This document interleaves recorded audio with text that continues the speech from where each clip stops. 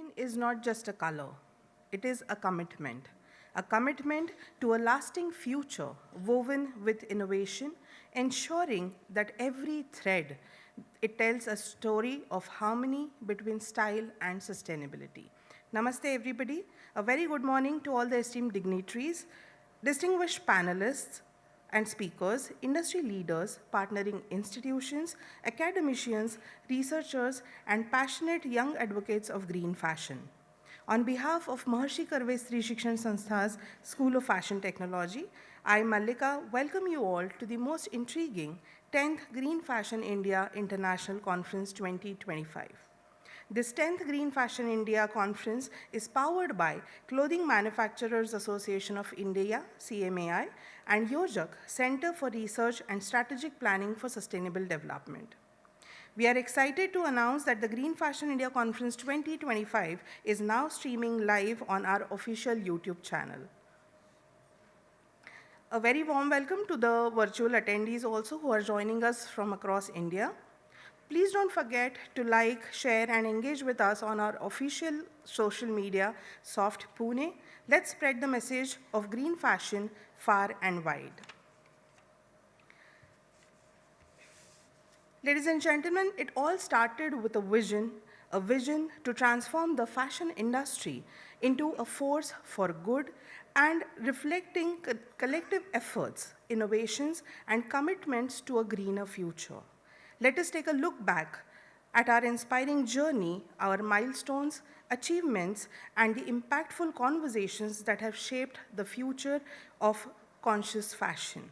I request our technical team to kindly present the journey of Green Fashion India in a form of a video.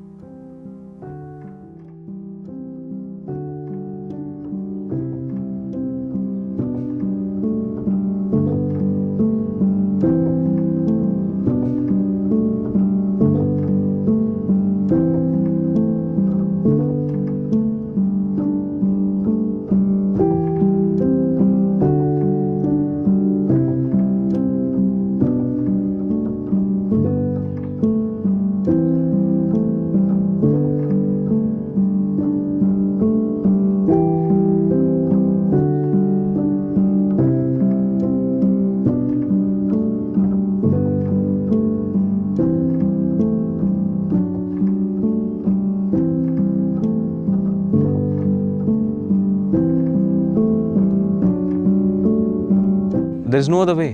Green is the only way we can go.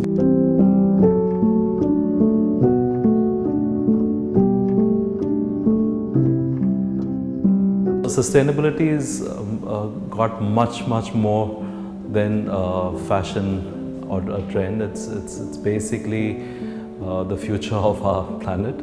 So every industry, any manufacturing industry, any service industry has to have some kind of contribution. We have to take care of our carbon footprint. Whether it's an industry, whether it's individual, it's something which we need desperately. It's the survival of the human race.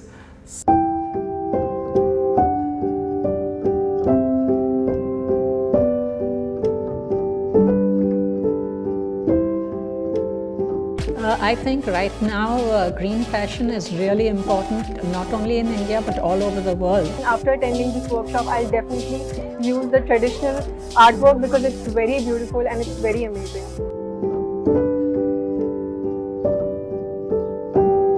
You all know, for past 8 editions of Green Fashion India, we have been debating, advocating the idea of sustainability and fair fashion.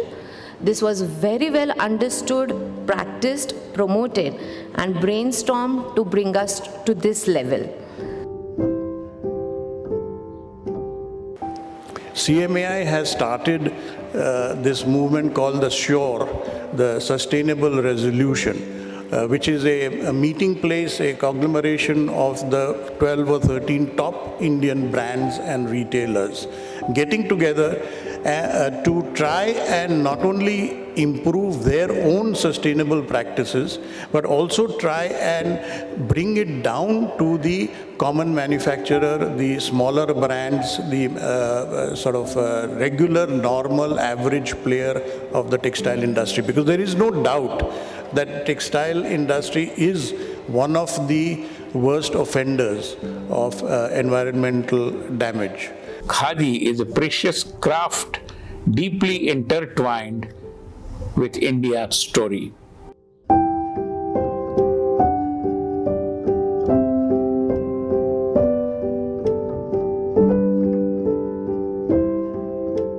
What is further happening from that point of view now, if you look at it, is that from a regulatory framework and compliance, I think the government is getting much more stricter as far as emission norms are concerned, right?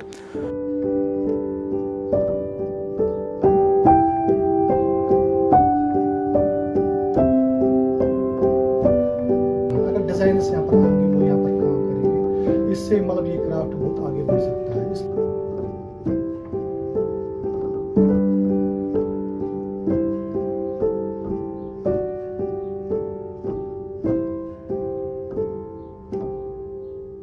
Journey, isn't it? Nostalgia. Before we proceed, let us also take a moment to reflect on the incredible energy and enthusiasm that filled up the air at our pre-conference activities. The activities were a testament to our communities, especially our youth's collective commitment to sustainable fashion. We witnessed more than 5 expert seminars where esteemed industry leaders and sustainability advocates shared their groundbreaking insights on topics ranging from sustainable materials like bamboo, innovations, ethical production practices, Gandhian philosophy, and AI in the fashion industry.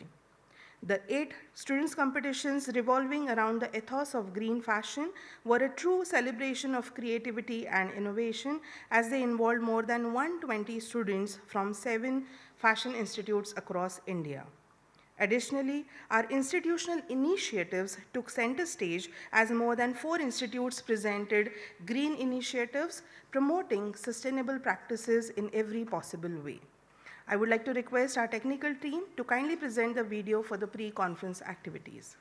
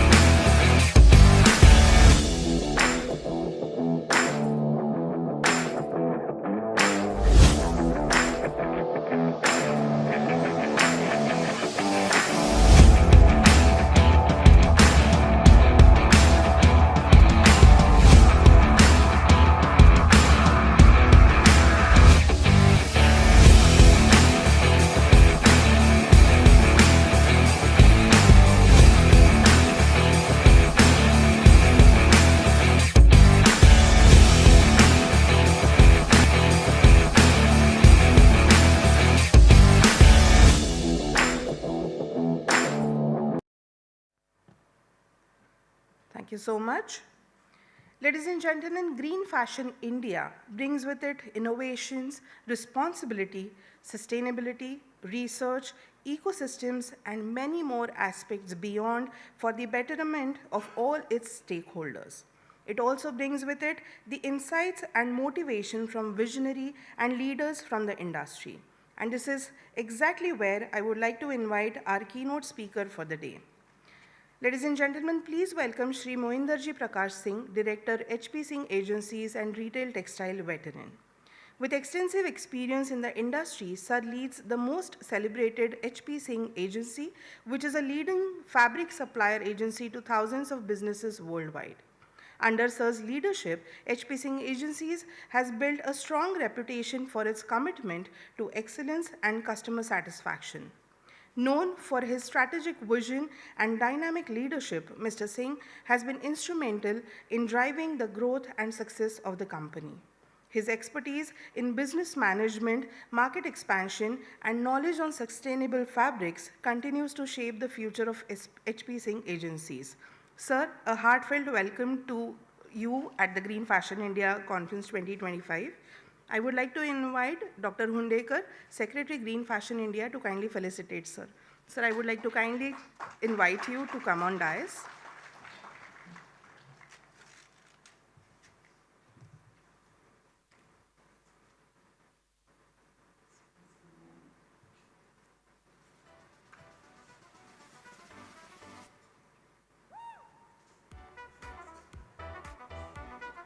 Go for it.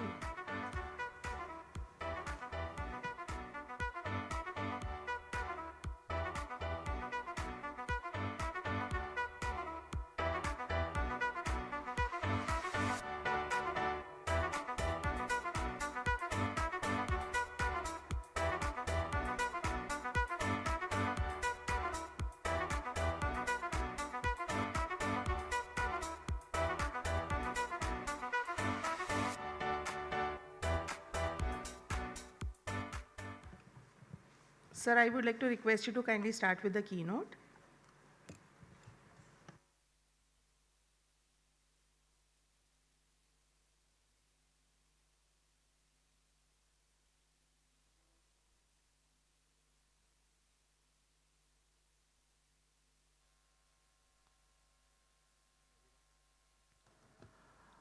A very good morning, everyone.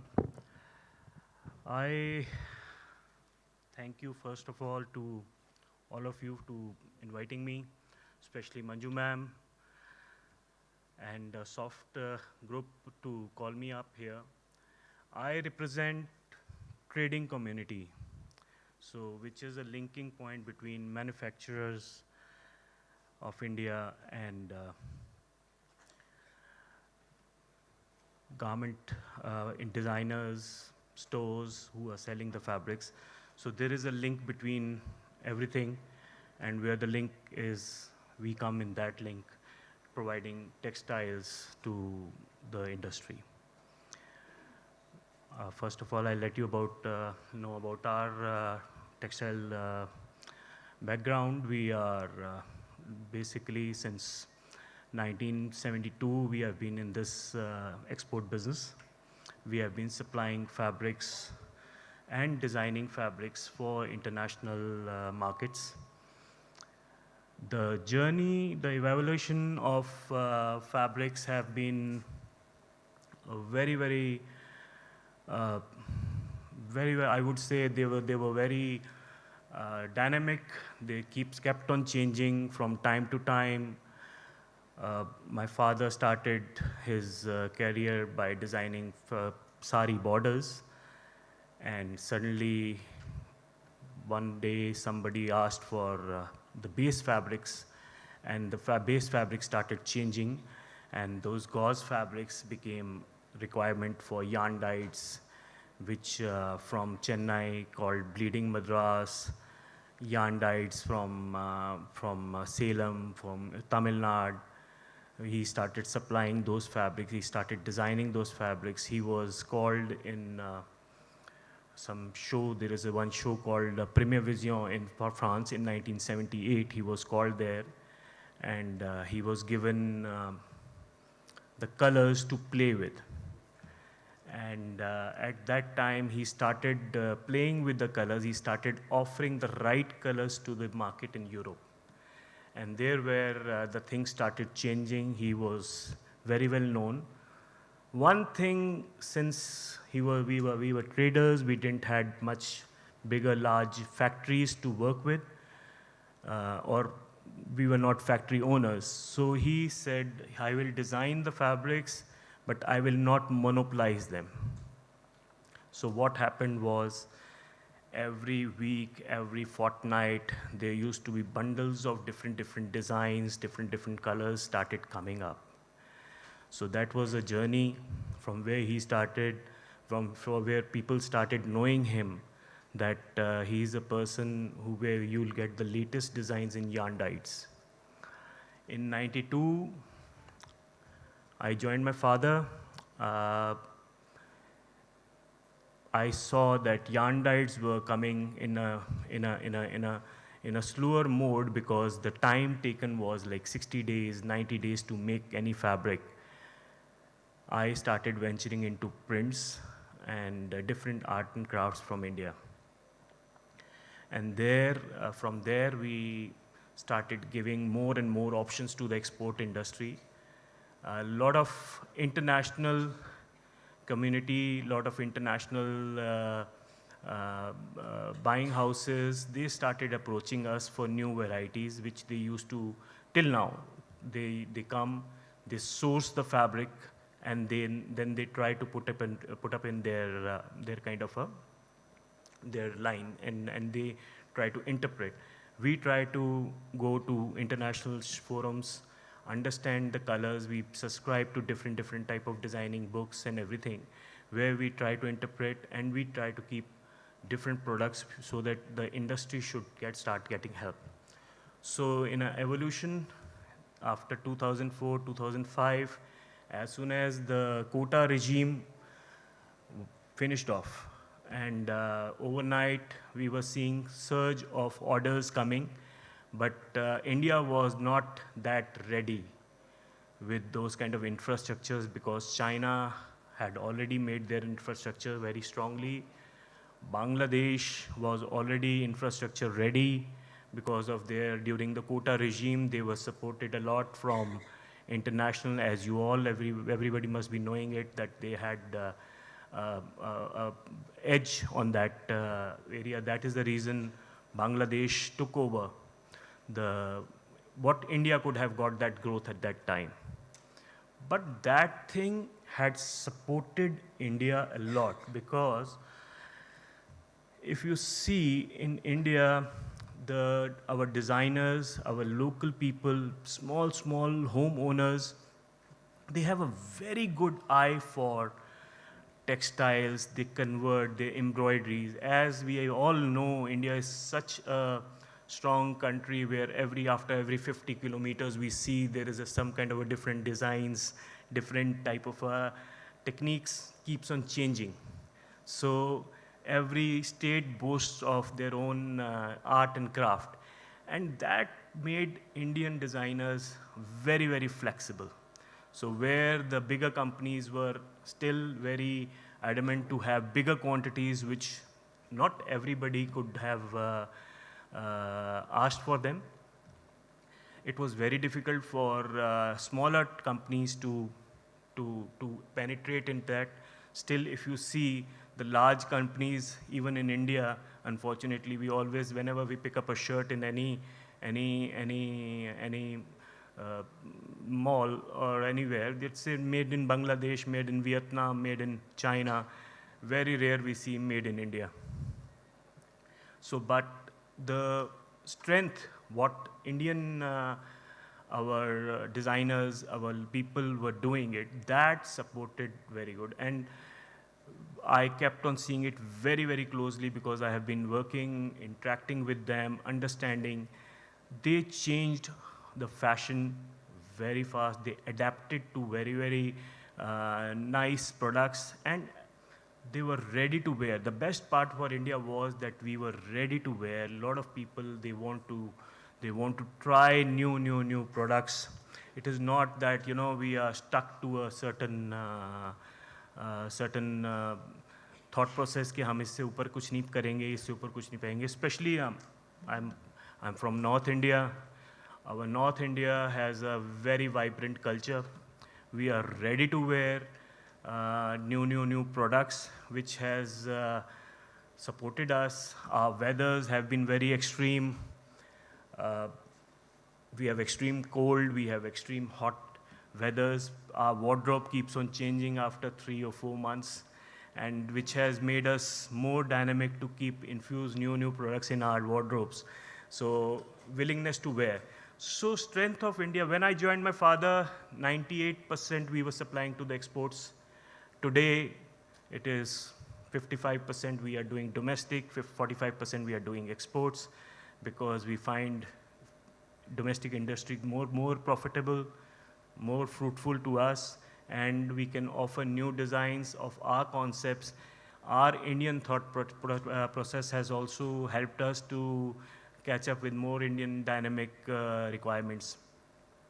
So that has been a real journey. And we are a very proud country. Cottons, 4,500 years ago, Indus Valley civilization. India, that is the proof that we already were doing cottons, woven cottons. We were doing, they were the artifacts which have been found, they were dyed in colors. So we have a weaving heritage already, which we are doing. And one of my friends yesterday was telling that in Kerala, they are from ages, they have been making Lord Shiva's idol. They have been putting up bamboo cloth for their for the clothing of the devtas, so that that means that bamboo cloth was already being that knowledge was there with us of weaving, of utilizing bamboos and all those fibers which we are saying they are fibers of today, which today modern technologies have done. So we have a long heritage. We just have to innovate new concepts to come. So today I've been given few points by Manju ma'am to talk to you, which are on sustainability. My perspective from as a trader community, a lot of my myths were cleared yesterday by my panelists also. Rahul ji gave me a lot of clarity about goats, which we were thinking was very tough zones to enter. We are goat certified, but we find that, I want to bring this to Rahul ji, is that, every trader or every manufacturer, it becomes very difficult to get those licenses, those certifications to enter, because the cost factors of per product goes up. So if anything can be done in those parameters, will be really appreciable, because I feel that to get into regulations, yes, regulation has to be there, because there should not be any wrong product should be offered to the industry. But can there be any mode where all these certifications come under one umbrella or under one systems? Because we are already in a AI mode. We have already GST systems which are interacted, so we know from where the fabric is being bought, from where the yarn is being bought, from where the fiber is being bought. And if they can come under one umbrella, they can be mashed together. And a normal rating for organics or sustainable products can come under one setup, so that every designer, whosoever who wants to come into this business, every businessman who wants to come into this, sustainability is at heart for everybody. Everybody wants to live through it. Can there be a simple system where we can put our sales and purchases, and it comes under one umbrella, and we can be star ratings, like you get the star ratings in Google and all those things, so that you get to know from where to get right product, where if you want to go into sustainability, truly you get the right manufacturers, right suppliers for sustainable products. Sustainability, from my point of view, is not a monocrop. It is multi-crop systems. So if I have a field, if I do monocrop, I can just crop one type of a product. But if I want to sustain, I have to put different type of seeds and get a multi-crop system to sustain. So even in sustainability, you need multi-crop system, because it won't be at one kind of a effort which is required. It will be multi-effort system which is required.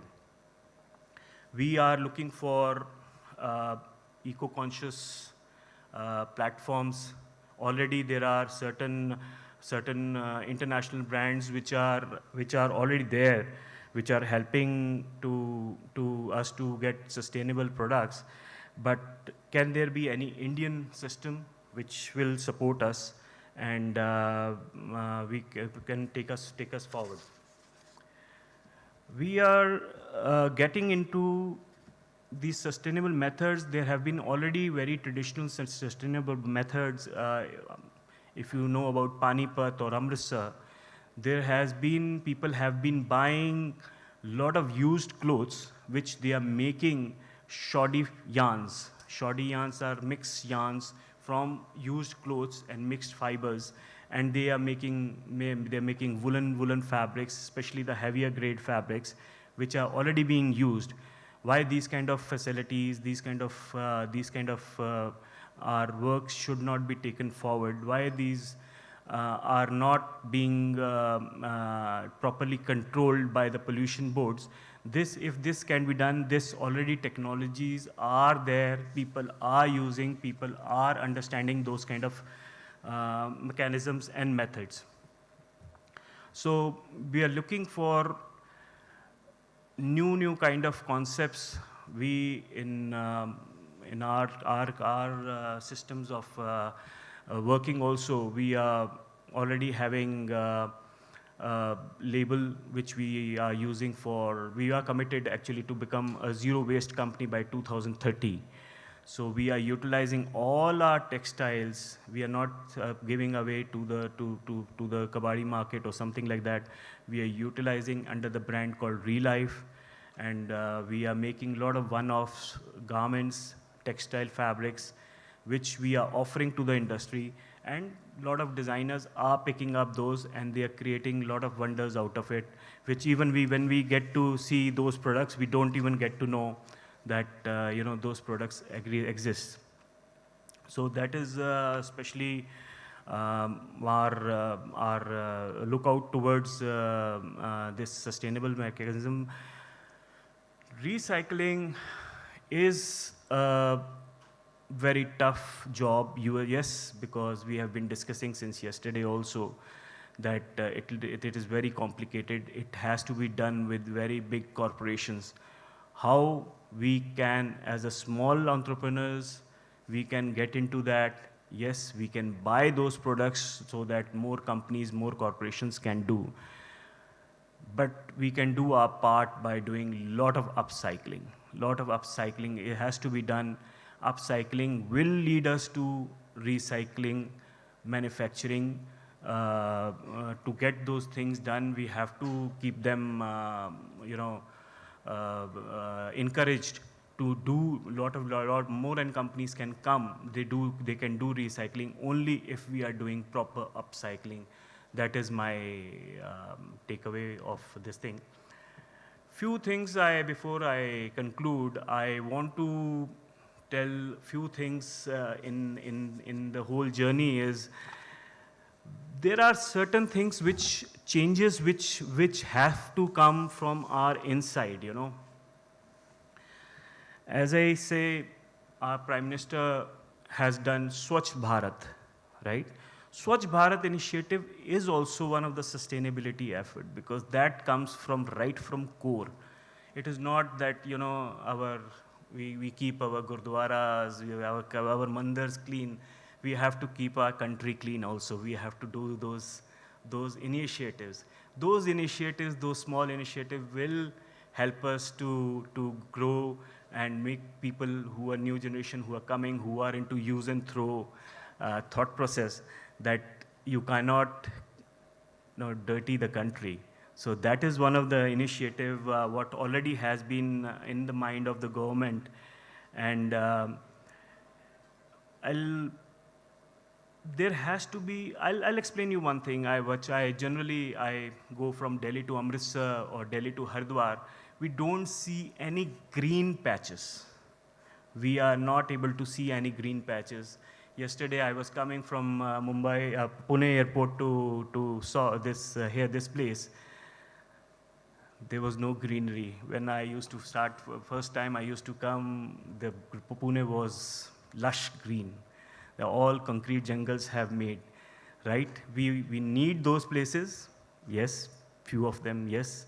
But can't we create some kind of a vertical structures for industries also? Because industries are being put up in green patches, and then few of them work, few of them don't work due to their own constraints, but then that patch becomes waste forever.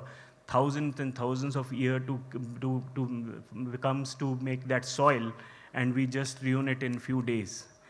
Why not industry can come up, or there's some kind of a policy come up where the vertical structures are there, vertical units are there, where the dyeing is happening in the top floor, the fabric weaving is done on another floor, the garment is being made on another floor, or something like that kind of, which we have seen in Hong Kong, which is decades ago. It's not just yesterday's talk. It is decades ago talk where, the small state like Hong Kong was already doing it. Why we are just not putting up? This is what I want from policymakers, to take care of this, because we people are already very good entrepreneurs, just given the opportunity. The right opportunity has to be seen, and we are there on it. We are looking for, of course, yesterday evening also we were talking, there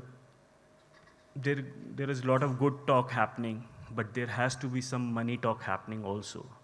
We have to make all these things make in a practical approach, because even new people who are coming in this community, this business different type of businesses, either fashion business or whatever businesses they are coming, they have easy access to the products.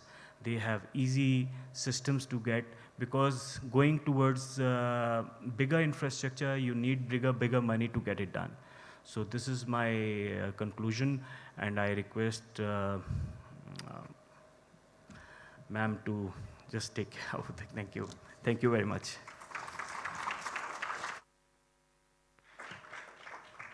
Thank you so much, sir. Your contributions, commitment, and exceptional expertise in the textile sector has truly enriched our audience today. We sincerely appreciate your time, efforts, and dedication in sharing your insights with us. Thank you so much. Ladies and gentlemen, now we move forward to one of the most anticipated and significant segments of today's proceedings, as we welcome the esteemed fashion designers to share their insights through panel discussion themed on their take on perception on fashion vitality. To share their invaluable insights, I am honored to invite our distinguished panelists on the stage. The session will be moderated by Mr. Hemang Agrawal, Executive Committee Member GFI and Managing Director Surekha Group. The esteemed panelists are Ms. Anjali Mehta, Designer and Founder Studio Veranda, Ms. Karishma Shahani Khan, Designer and Founder Label Kasha, Ms. Nivedita Sabu, Designer and Founder Label Nivedita Sabu, Ms. Mruga Kirloskar, Designer, Author and Founder Paithanis by Mruga, and Mr. Mangesh Mahadev, Designer and Founder Label Shruti Mangesh. I would now like to request all the esteemed panelists and our moderator to kindly take the stage for the discussion.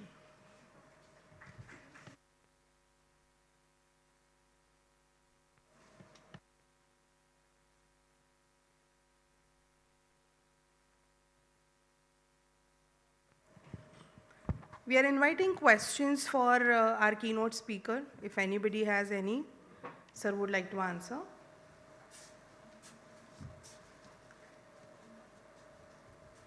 Any questions from the students?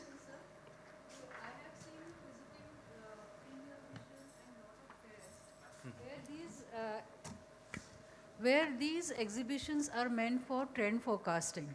Now we are talking about a separate trend forecast for India. Now, since you have experienced, you've already blended those trends in creating trends for India also, and at the same time, you're also working for exporters. What are your maybe views on do we really need our own forecast? Yes, of course. We need our own forecast because there's certain colors which go very well with Indian skins. And we are very fortunate that, we have a wide variety of skin tones in all over India spread out. So we require, we are actually already, our marriage industry is so huge. You must be reading on your newspapers also that how Indian big fat weddings are happening. They are all based on a right color approaches. I'll just give you an example. When I joined and I designed one yarn dyed pattern, it had a yellow color. So I just simply, because at that time there was no communication like this, it was only phone communication. So I said, okay, put a yellow into it. So the person from Tamil Nadu, he put that very yellow which they used to paint it on the face of their tempo traveler. You know? So he painted that color, and that color got failed in the European market for me. But that fabric was lying with me for more than, I think, 6-7 years or maybe more. And suddenly one Indian brand utilized for southern Indian market, and that fabric was on a photo shoot on the South Indian Delhi. So it was there. So yes, right colors, we have to see. Their yellow perception could be different, our yellow perception could be different. Their colors have their own, because they have to sell the products to their industry. So those colors may be accepted, may not be accepted in our industry, like neon colors, right? So a lot of neon colors, they are very happy colors. They are very well accepted in summers in Europe and US. Now I have seen that those colors are being very well accepted in northern India also. So those colors have to be worked out. You have to trend now. When a person with suiting shirting comes to us, in the northern India, to us, they only show those products which are very good for northern India. They don't show those colors which are sent in the central or Indian, because there are little darker tones which are accepted there. So color forecasting is very important. If we are doing right color forecasting, when Britishers came, they annexed India. We were some 830 odd kingly places, so kingdoms. So everybody has their own varying acceptability. So that is what is required. That is what has to be worked out. So yes, we need it.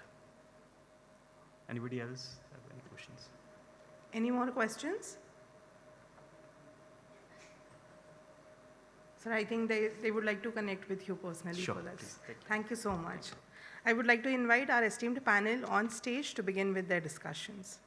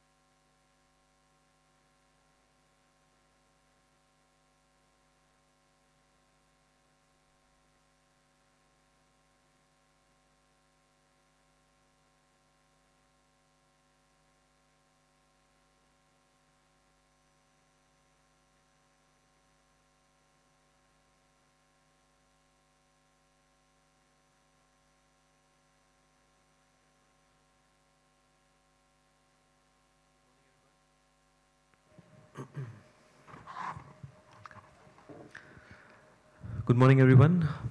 I'm Hemang Agarwal. Firstly, thank you to MKSSS, SOFT, and GFI for having us here. We'll just start with the session. We have a panel of very esteemed guests, people who are, who have years and years of experience and body of work. And each one of them works with handcrafted Indian textiles. So we are lucky to have such a diverse panel doing traditional as well as contemporary stuff. The major theme for this year's conference is fashion vitality. How vital is fashion? There's a very famous Hollywood actor, we all have seen his movies. His name is Jim Carrey. He was seen at one of the fashion shows at New York. I don't know how many of, it's a very popular video, but he was seen at a very popular fashion show by a famous American designer. And someone asked him, Jim, you are never seen at a fashion show. How come you are at a fashion show? And he said, I'm at a stage of life where I've done everything. And I wanted to be at the most vain place possible. So here I am. So my first question to the panel, and we'll first start one by one, is as designers, as apparel makers, as textile makers, the general perception outside of our silos is that the least amount of difference which any industry, and such a large industry, can make is the apparel and textile industry to the world. Whereas here we have a panel which is working, each one of you, and I'm a great admirer of all of your work. Some of them I was aware of because I've known your work from a long time. Some of them once I got the list of the panelists, I did some research. Some great shining work coming out of each of your labels. So how do you think so we can break that perception about that, yes, the vitality of fashion, and that, yes, it's not that we do not just affect the environment, we actually affect it in the best ways possible. So if I can start with you, Nivedita.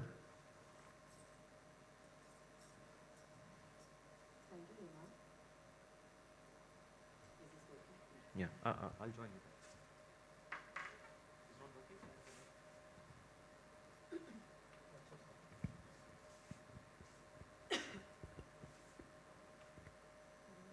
Hello. Yeah.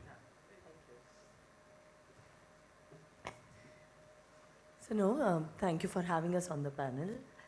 It's amazing how the perception of fashion everywhere in the world, especially after they look at creative work happening at fashion weeks and on shows, is that, you know, fashion is frivolous, or it's, you know, it's stuff that we can't wear.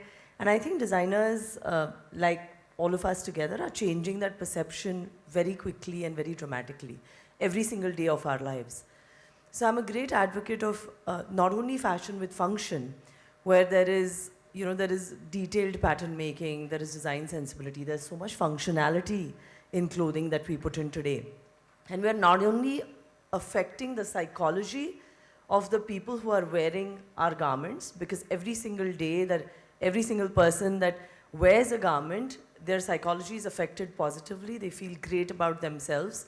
They feel like the best version of themselves, and that's what makes them go out there and do better each day of their lives. And we're dressing, you know, influencers, policy change makers, people who are out there doing the work actually.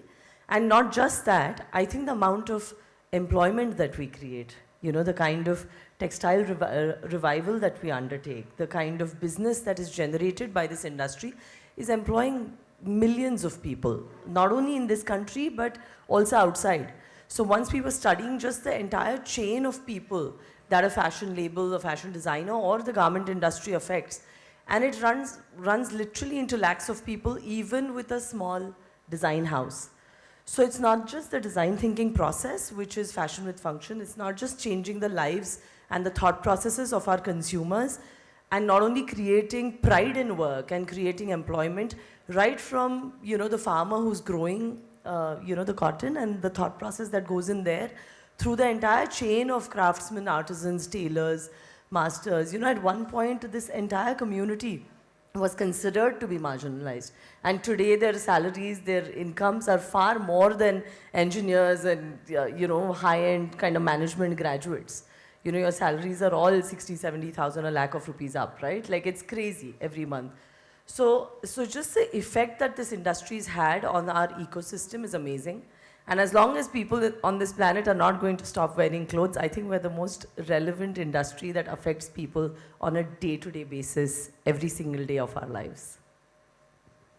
Nicely said, Nivedita, that besides being just utilitarian, there's a lot of value which this industry does bring to the table and adds to the ecosystem.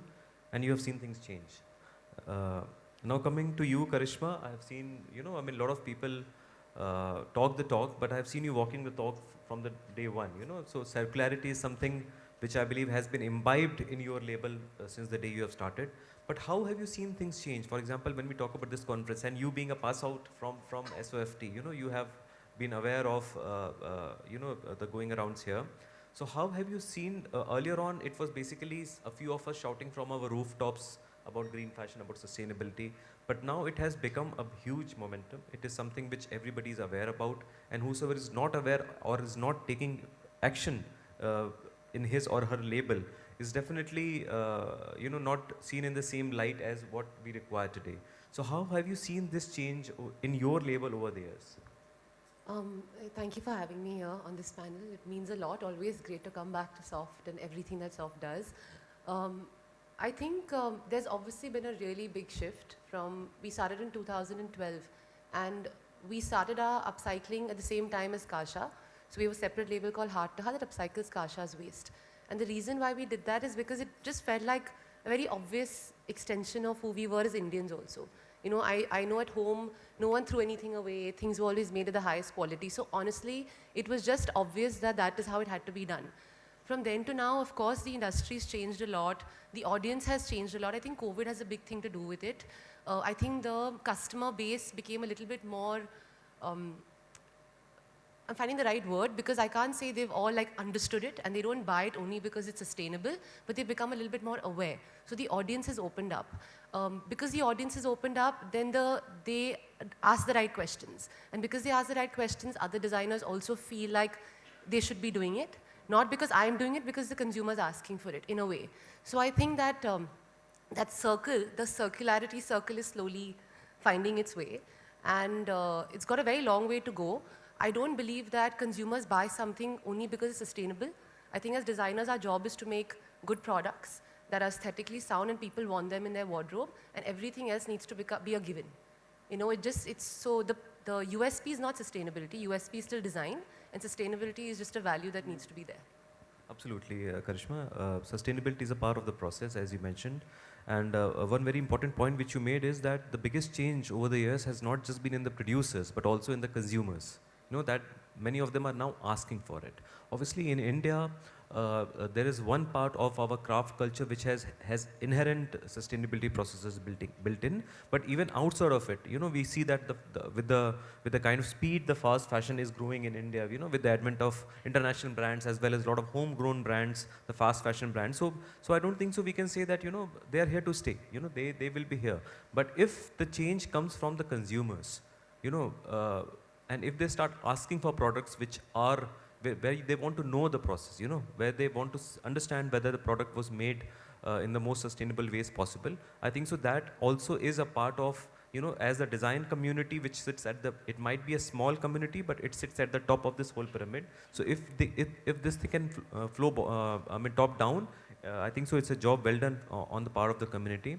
Now coming to you, Mangesh, you are an indigenous brand which works in Pune and other places as well.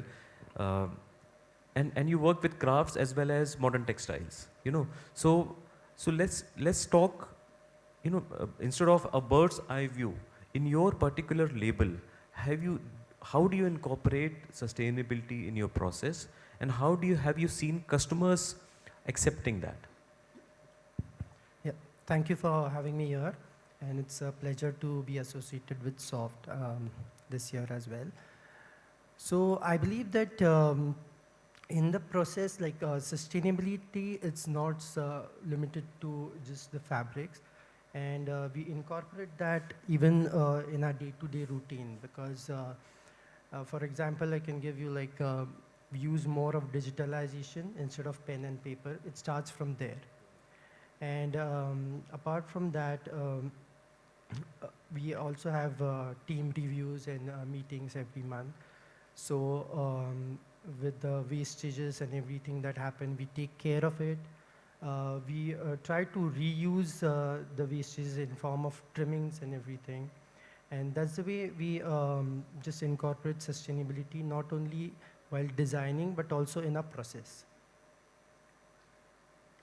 Okay. And something else you... no, we will keep on. No. So and have you seen customers perceiving that? Yeah, customers are very happy. We also incorporate that in our packaging, because that is what the customer is really, that's the first impression that customer gets when they get their product. So when we have that sustainable fabric that we use in our packaging and everything, then people are they appreciate it. Okay. Thank you, Mangesh. Yeah.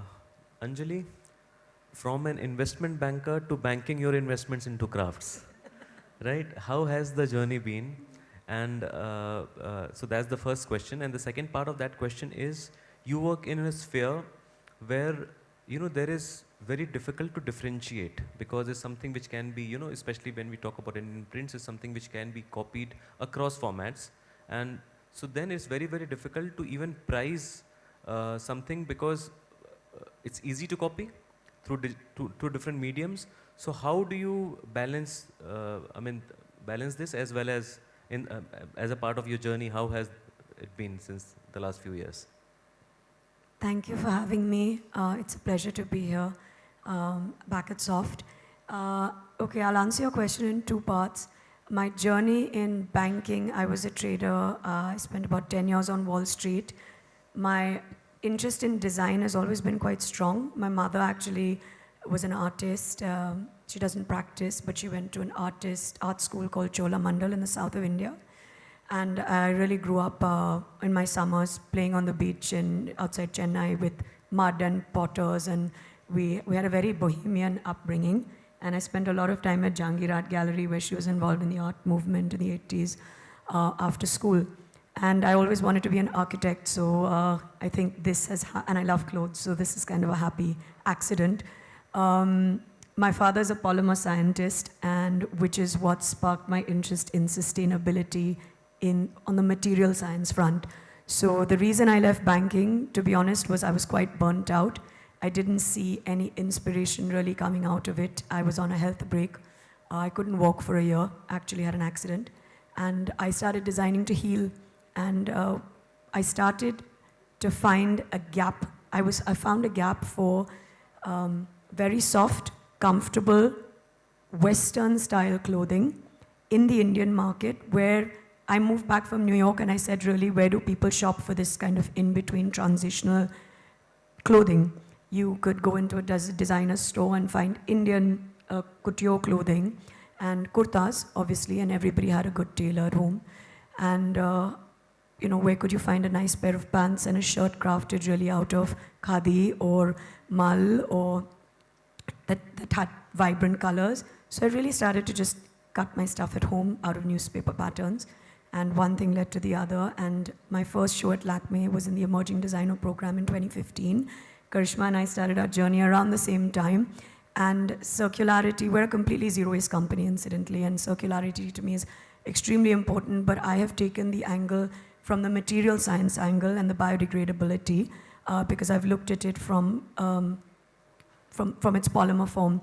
So I started my first collection using my husband's denim waste from his factory, and worked with Tencel and Bemberg when it was quite rudimentary. We couldn't actually craft very easy to stitch textiles using Bemberg. I have been working with Asahi for about 10 years now and lensing very closely, as well as certified cotton. And we are the first Indian brand to get a certification called the Butterfly Mark from the UK in positive luxury.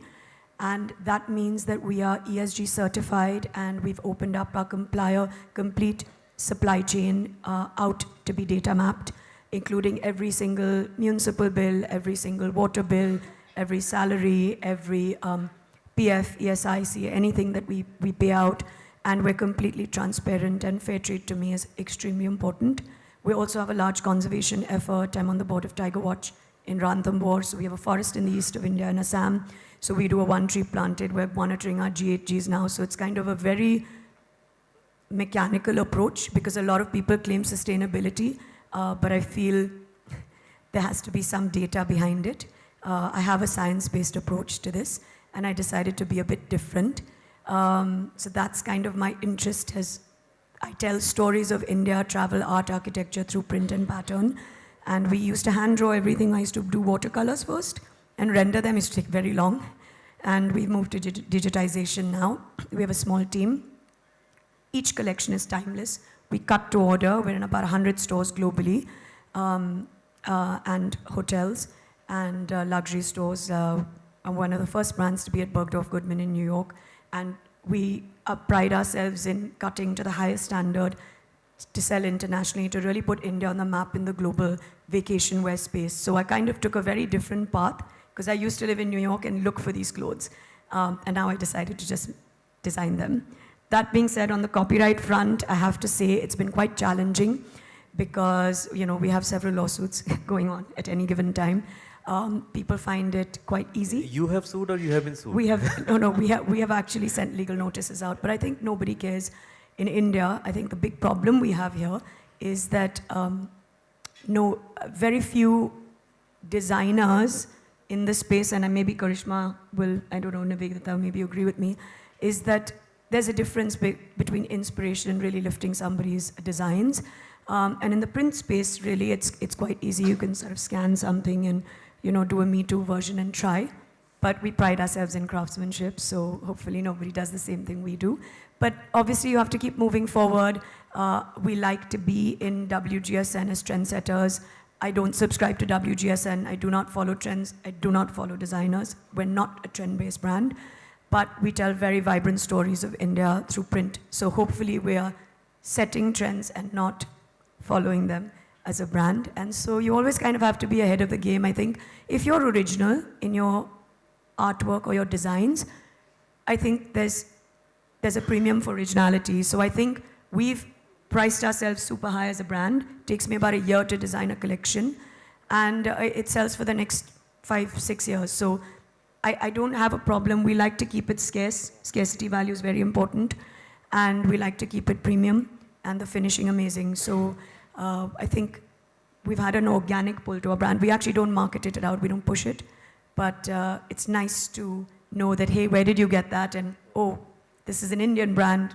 That's interesting. So we like that. So hope that answers your question. Very well put, very, Anjali. And you spoke about moving forward. So you move forward from the double glazed windows of Wall Street, and you found a veranda, and you found a sparrow, which became a part of your identity. And you also found some butterflies. In terms of mark. Now talking about birds, let me set the deer amongst pigeons here. We have Mruga. Mruga, for anybody who works with traditional crafts, there's this always a strange quandary, what I call the ethics of convenience, because customers demand all kinds of things from you, from any traditional, if you work with traditional crafts. And for most brands, it's convenient to just go into that threshold gray area. Okay, you start on a white, you don't want to go to black, but there is that huge gray areas which many brands tend to go to in terms of their approach towards a craft, whereas your brand is someone who has tried to be a purist. Obviously, give new forms to the traditional crafts of Paithani which you practice in Yeola. But in your case, hasn't it always been a struggle from both sides, from the part of weavers to stay exactly true without any sort of new development or any sort of new tweaking to that craft, whereas from the customer side, where they want everything under the sun, they say something on Instagram, they'll come and show you that I want a sari like that. So it's a very, very tight rope which one has to walk. So how do you walk that walk? Namaskar everybody, thank you for having me over. It's a very interesting question. So let me give you a little bit about my background. I have studied textile science and fashion design. So my technical knowledge about textiles, weaves is pretty strong. So in that sense, when I have to put across my thoughts or ideas to the weavers or the technical team, I like to call them that, I can actually communicate with them in that language. I'm able to put across my ideas very clearly. Also, when I make a design, I know exactly what the limitations of that designs are, as well as the possibilities. I started with doing kids wear. I was into ready-mades. And then as I moved on, I realized there was a point in my life, and that point was when my daughter was getting married. And I was very emotional, and I said, you know what, you have to wear a paithani for your wedding ceremony. And she was not at all happy with the idea. And that really set me thinking that, how is this craft going to be appreciated by the next generation if I'm not able to convince my own daughter about how beautiful a paithani can be. Nevertheless, I went ahead and designed a beautiful paithani for her, and I kept it ready for the wedding. And it so happened that I had gone to meet late Wendell Rodrigues in Goa for some other event. And my daughter was with me, and Wendell asked her, so what are you wearing for your wedding? And she looked at me and she said, I think I'm going to wear a ghagra. And Wendell looked at her and like, why would you want to wear a ghagra? You're a Maharashtrian. You should be wearing a paithani. So, when somebody of that stature tells you, it's like in Marathi they say, Sonarani's kan tochayeche. So once he said that, she was convinced and she wore the paithani and she was really happy, and she still thanks me for that. Anyway, I can go on about the story. But the point is, that's when I found my target audience. And I said, you know what, I have to make a textile that appeals to them, because being a Maharashtrian, I'm very, very, paithani is my favorite textile. So for me, I looked around and I realized that the paithanis that were available in the market were actually the watered down version of a very beautiful textile, with the sole intention of selling them. Because the craft itself is so luxurious and so time consuming that it's very difficult to make a cheap paithani. And there's a very little market for paithanis that are not affordable. So to keep them within a certain reach, the weavers were actually compromising on designs, on the quality, on the techniques, a lot of things. So I actually got down, went to Yeola, spoke with a couple of weavers, and I faced a lot of resistance because they said, nahi, ye nahi bikega, ye color nahi hoga, this, that. And I said, you know what, just make it. Leave the selling to me, leave the marketing to me. So once that weaver has that freedom, that artistic freedom, with, of course, under my guidance, we were able to create a very nice collection, very beautiful designs, and I realized that they are also actually enthusiastic to showcase their skills. Like I have so many weavers who say, you know what, I have this beautiful design which I'm really itching to make, but it's going to take a long time, it's going to be very expensive, can I make it? So that is when you get that kind of a feedback, when the initiative comes from the other side, it's very heartening for a designer. So I've been very fortunate that my paithanis are receiving the kind of love that they actually deserve. And for me, the end game is, I always tell my clients, you don't have to buy from me, but even if you buy from someone else, make sure you're buying a genuine product. Ask these questions, look for these markers, so that you know what you're paying for exactly. Because finally, you're paying for a masterpiece, you have to ensure that you're getting a masterpiece. And about sustainability, my focus has always been on creating an heirloom textile, a heritage textile that is so beautiful that you don't feel like parting with it. And the minute you don't feel like parting with it, you love it more, you wear it more, you want to pass it on to the next generation. So for me, that's what is important, and that's what is sustainable. You reuse that garment, you drape it in a different way. We have so many ways of draping a sari. Experiment with a different blouse, but keep the textile in its original form. So for me, sustainability is about that, loving a textile, and like most of us have said, create such a beautiful piece that you would want to keep it in your wardrobe forever, instead of just mindlessly buying more pieces. Buy those few single pieces which are beautifully crafted, which are true and original in their, the craft. And another question was, how do I stay true to the craft? So I believe I have no right, or nobody has a copyright on certain traditional motifs, whether it's the lotus. I'm only speaking about paithani motifs. So I don't claim any right to any of those motifs. The munya motif, the parrot, the peacock, the asavali, all these are traditional motifs which have been used for centuries. But my design input comes from how I use them on the textile, in what proportion, which area. I decide which motif I want to be placed where, which colors I want to be have to be used in a motif.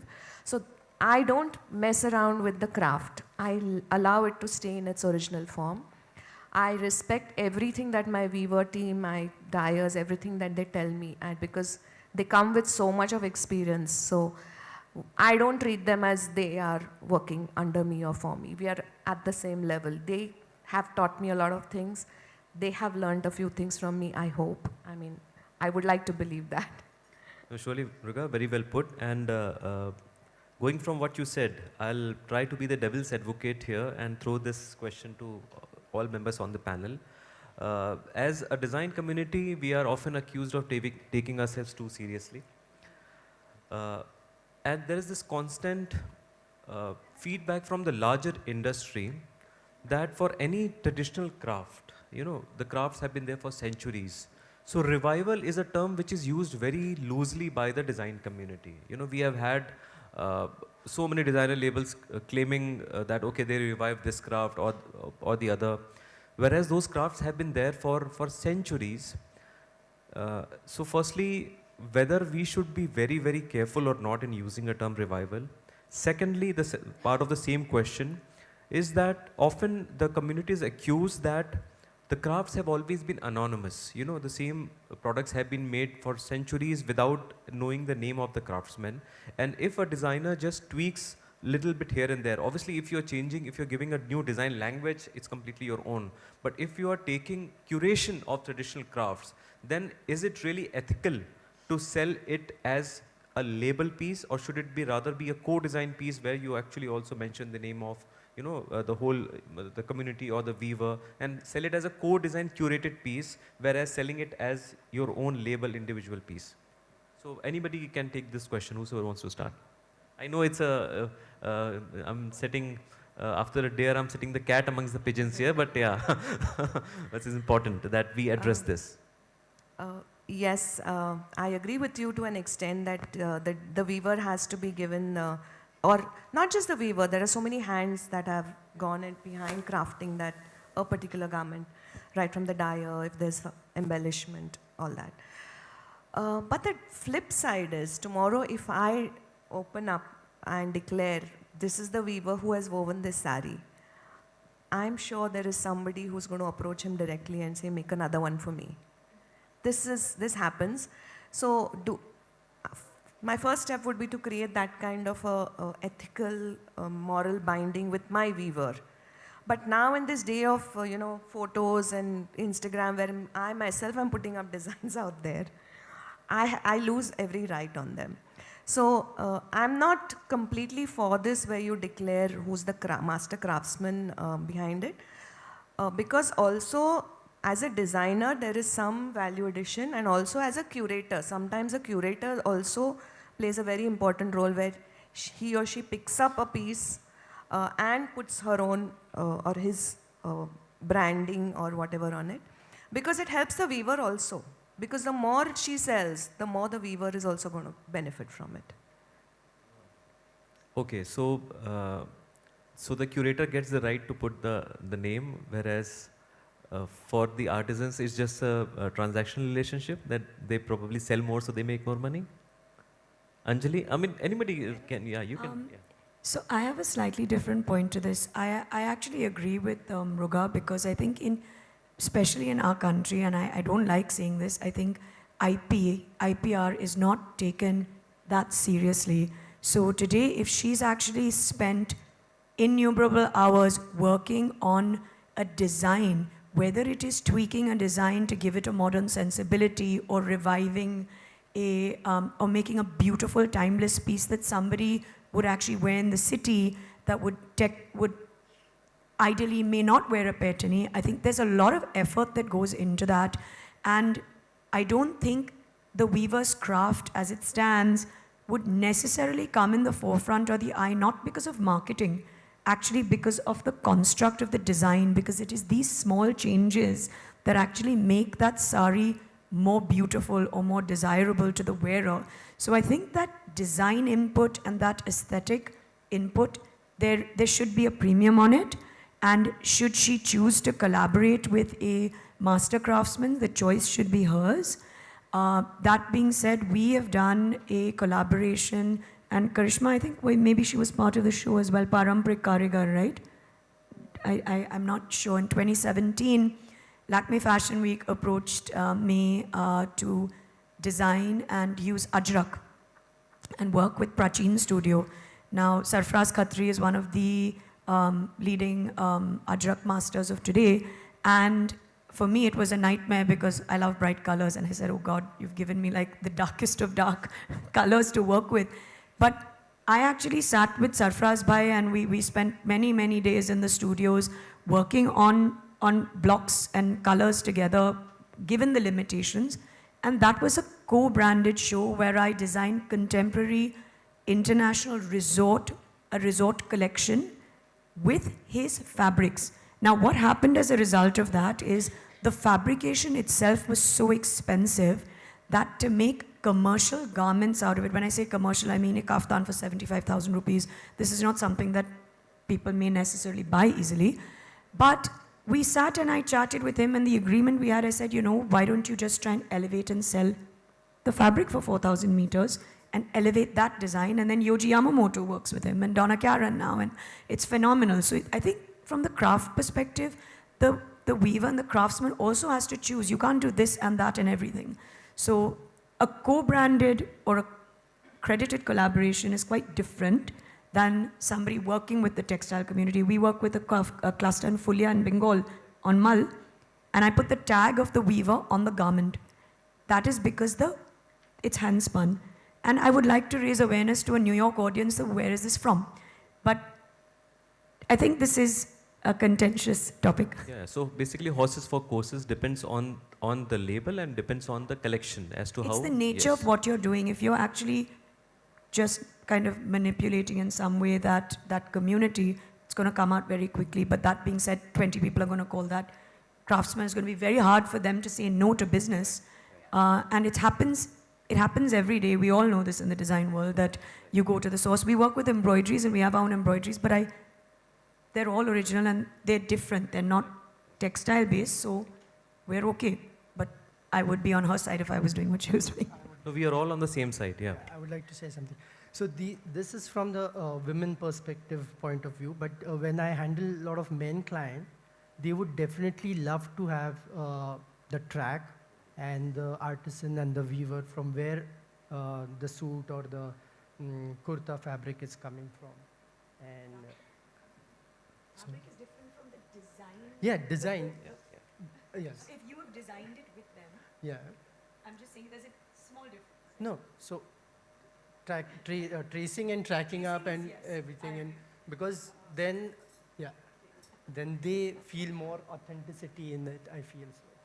That's Okay, about the men client. so I wouldn't put it as men versus the women No, clients, I don't want to, but yes, yes. that's my experience. No, absolutely, and you are right to say that. But yes, I do agree that it's a contentious issue, and different people feel differently about this topic without probably there be the correct solution. You know, it obviously depends on the designer, depends on the artisans, depends on the collection.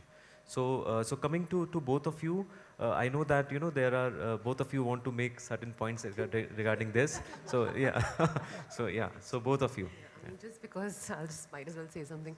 I feel like it is absolutely right. I think to each their own. There's no two ways about that. At the same time, people are going to copy you no matter what. You could not put the artisan's name. They will still take the photo of your product. They will take. We do applique. People go and print it all the time. They're doing digital print of our applique, and it is ridiculous. Like, yeah. So people will do anything they want to do. So I just feel like we can protect the artisan in a certain place. We could do those kind of things, whether we want to co-brand, not co-brand. It's, I think, everyone's decision because we put a lot of effort into a product.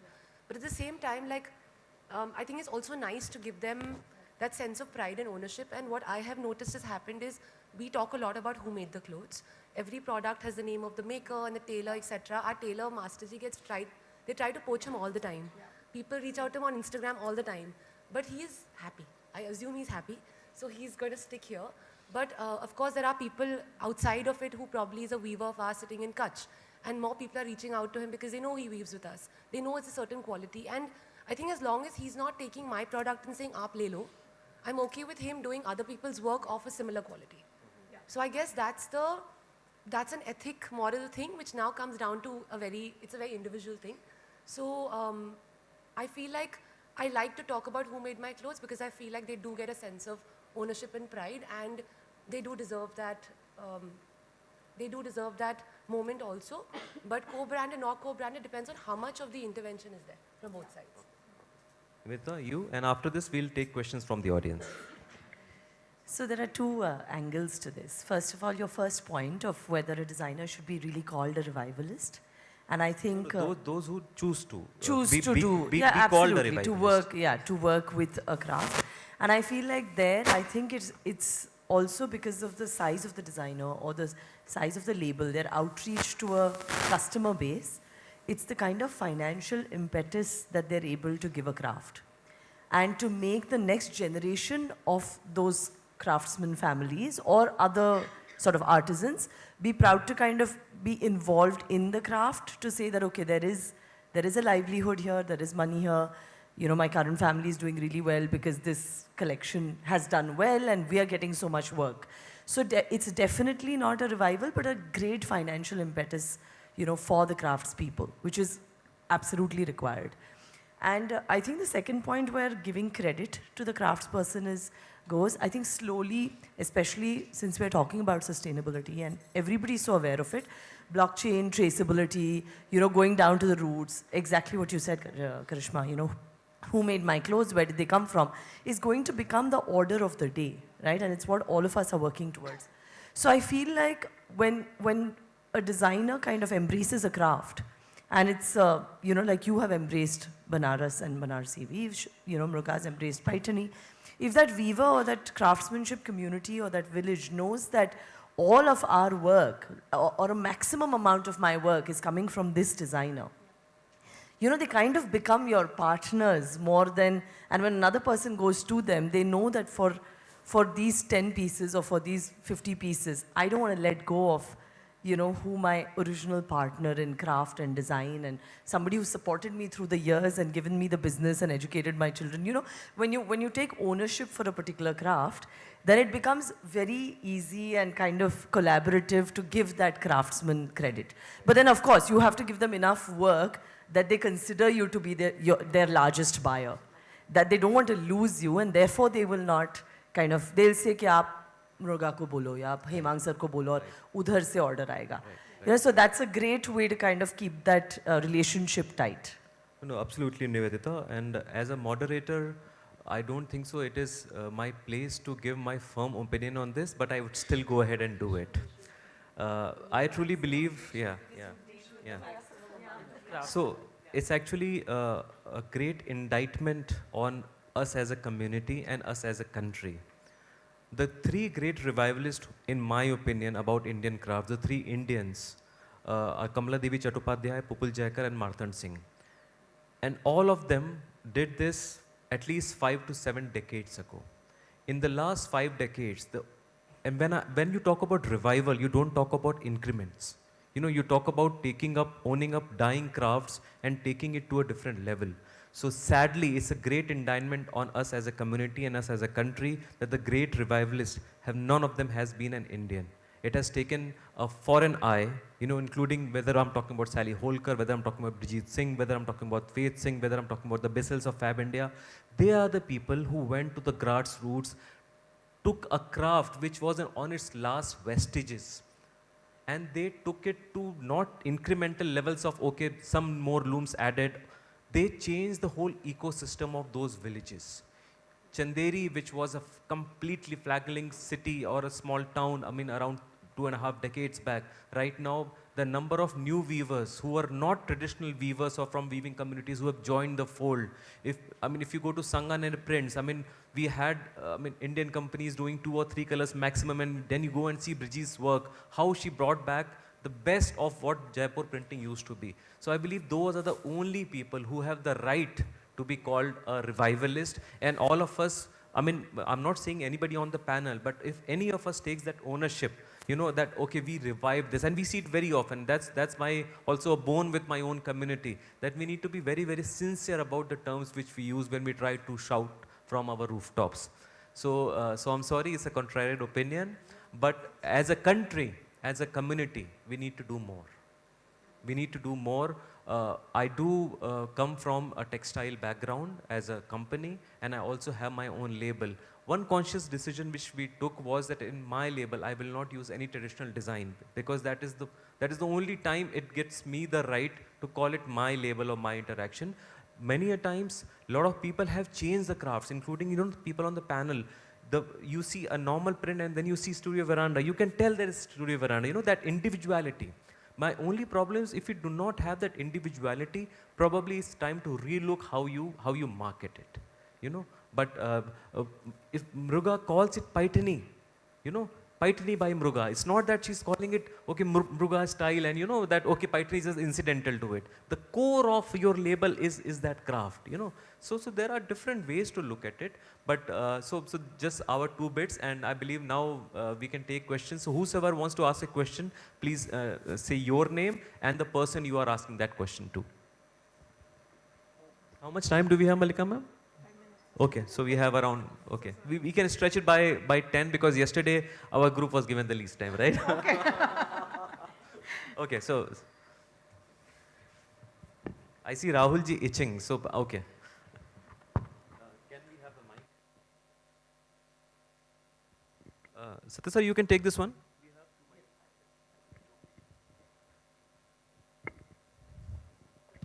So I don't have a question, but I'll just second what Nivedita told with my experience. How if we can bring the viewers as a family, we get the rewards. It's an experience which we had during COVID. During COVID, I stopped my.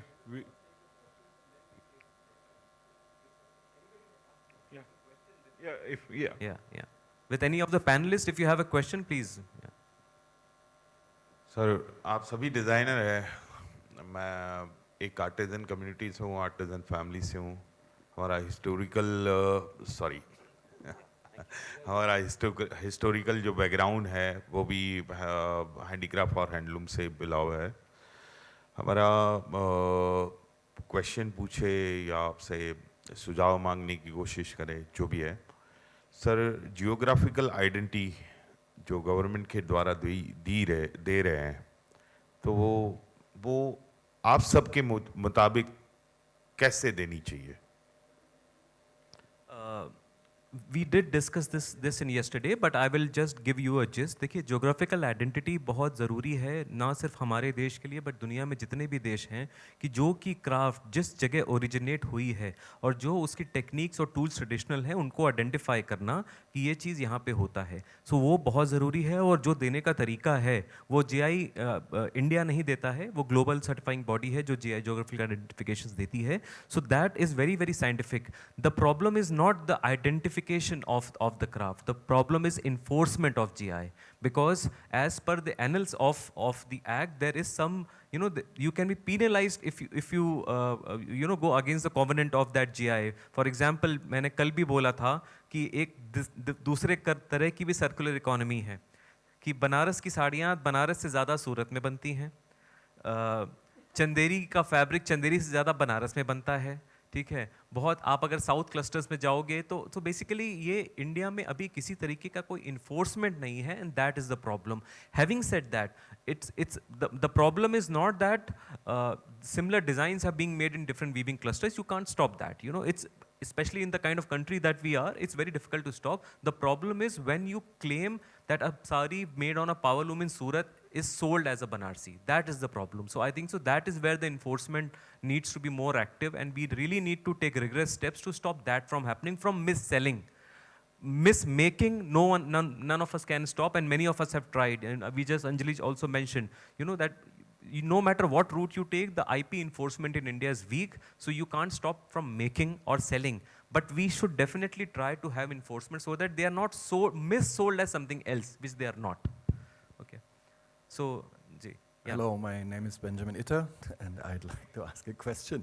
So, to all of you on the panel, it's always about intellectual property, about authenticity, and how difficult it is to do that. Why don't you, as an open question, implement technology in that, and with blockchain and NFC technology, find digital counterparts to your product, which is physical, and only when you have both, the digital one and the physical one, it is authentic. So like a token, like when you buy cryptocurrency, for example, also via blockchain, authenticity is given. So first question, did any one of you think about these things? Because copyrights, mostly you have.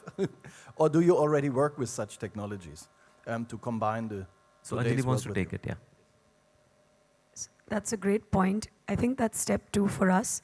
One of our angel investors is actually a crypto investor. He's a crypto trader. It's a crypto fund, actually. And we had this discussion. So I think this is phase 2, because everything is hand-drawn, everything is handmade. So it's we actually just want to put that on blockchain. This is definitely step 2 for the brand. We just need a little money to do it and a little bandwidth, but it's definitely the plan. That's kind of the only way you can, with the matching. Can you please, when it has happened, present it to all of us, and especially the students, because it's an amazing... I would love to, actually. I don't know anybody in India that's actually doing it. Internationally, I believe it's being done. Kind of, but I think anything that's art-based or hand-drawn, especially in the print world, I mean, you can make 26 changes to a print and call it your own. This just drives me nuts.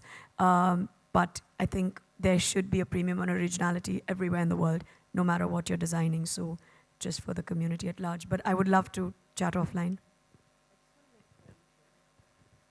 I just want to make a point here. It's not about your question, it's about the conversation. I think it's really, some people don't buy the product because they're buying a certain brand. We probably are not at the scale of a Chanel or an Hermes or whatever, where you're buying the brand. So you're buying a copy of the product because it's a good design. So I don't know if in our scale currently, the solution is about, I mean, it's very interesting and it's definitely something to look at, but I'm just wondering, like, would that really stop the problem for people in probably our category of product? I'm just wondering. It's just a question. No, the point is that even like, how does it to a customer who's just going out and buying something because it looks good and it costs about like maybe 60% lesser? So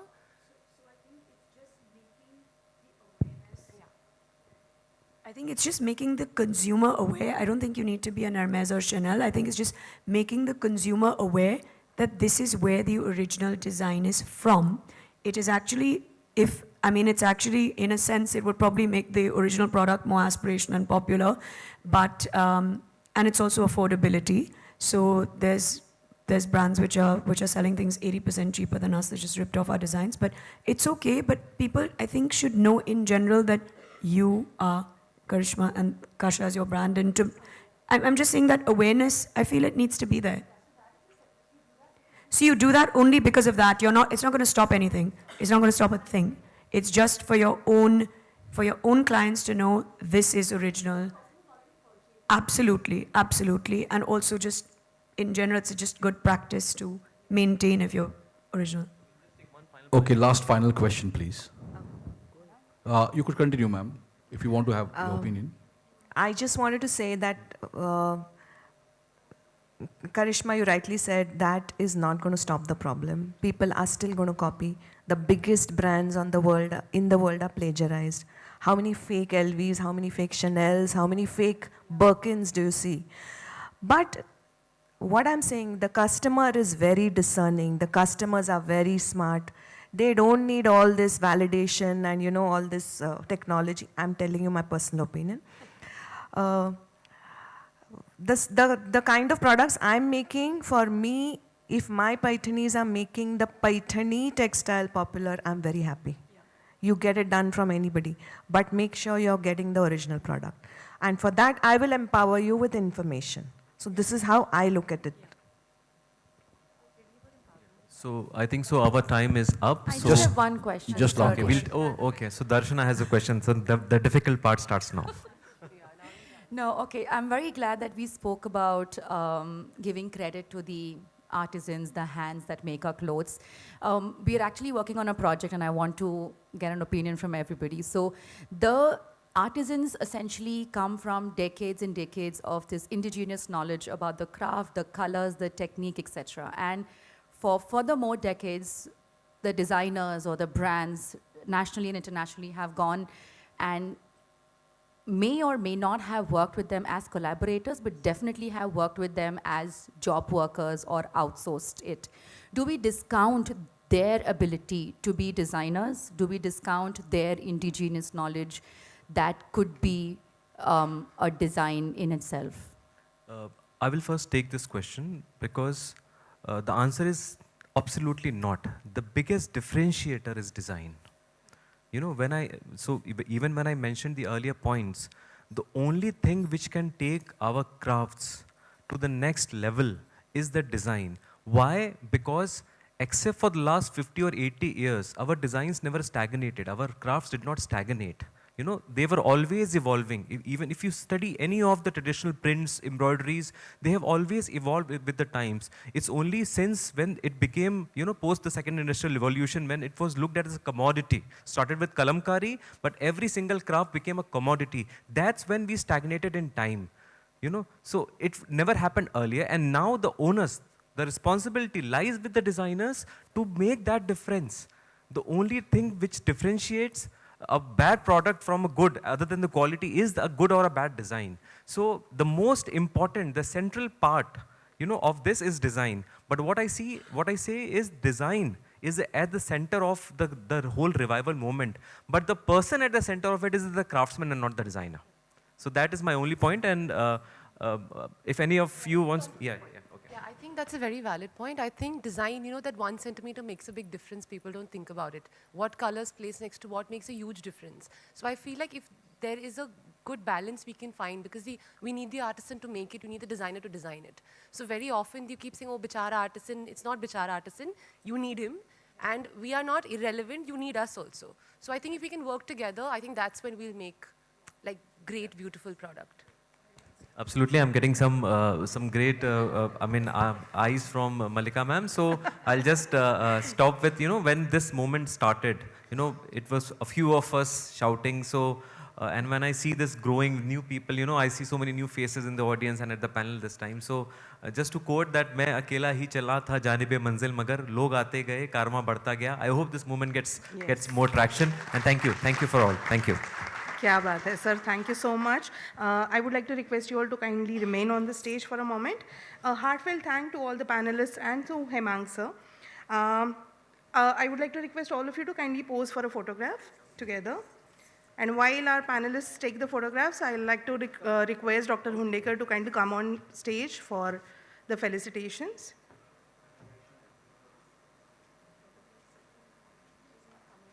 No. I would like to request Dr. Garima Bhalla, Steering Committee Member GFI, to kindly join us on stage for the felicitations.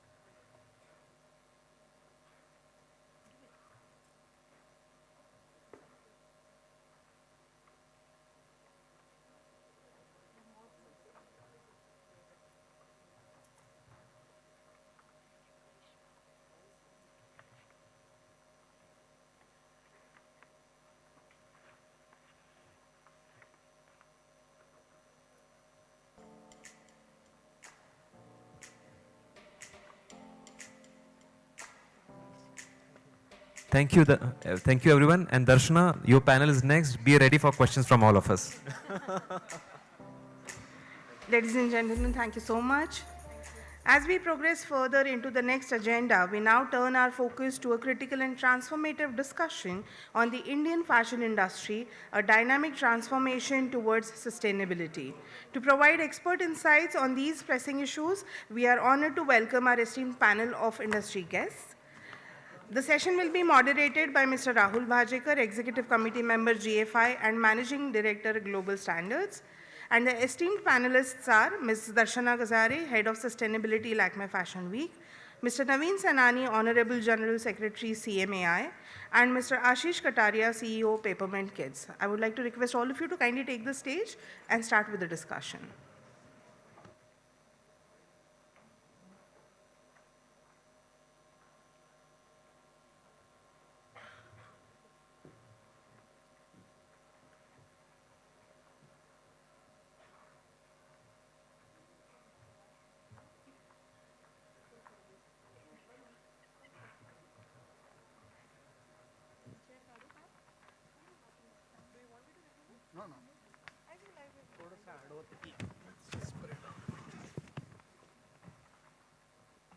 Thank you very much for giving me as little time as possible. It's a little dry subject. I would have loved for the earlier panel to go on, right? No, really, seriously, because what we are going to talk about is waste. Water waste. Seriously, we're talking about waste. So what waste are we talking about? We're talking about industrial waste.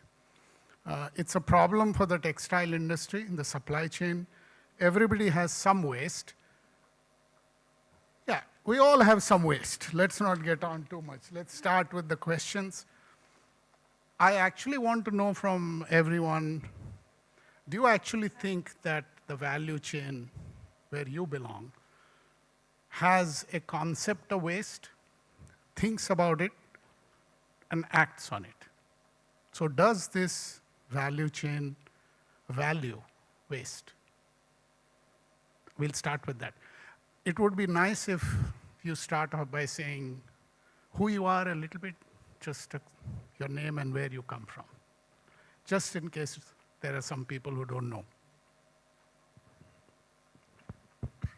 Hello everyone, my name is Ashish Kataria. I lead the team at Peppermint Kids. We are a kids wear brand based out of Pune right here. I joined Peppermint about 3 years back, and before that I have a background in, I'm an engineer from software engineer. From a background perspective, I worked in the tech industry for about 10 years in product management, in machine learning and analytics. That's where my background is, but I have a completely industry change. I changed my industry 3 years back. So yeah, coming to your question. Yeah, I mean, definitely everyone has waste, right? Especially in this industry. And as a company, we do definitely think about waste a lot and what we can do for the environment. In terms of the industry, it varies depending on the size of the company. A lot of large companies think about it more seriously than the small unorganized players, right?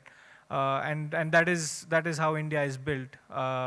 So on the smaller side of the industry, people are, companies are unfortunately dumping their waste or incinerating it or burning it and things like that. But when it comes to larger companies, they are thinking about it more seriously.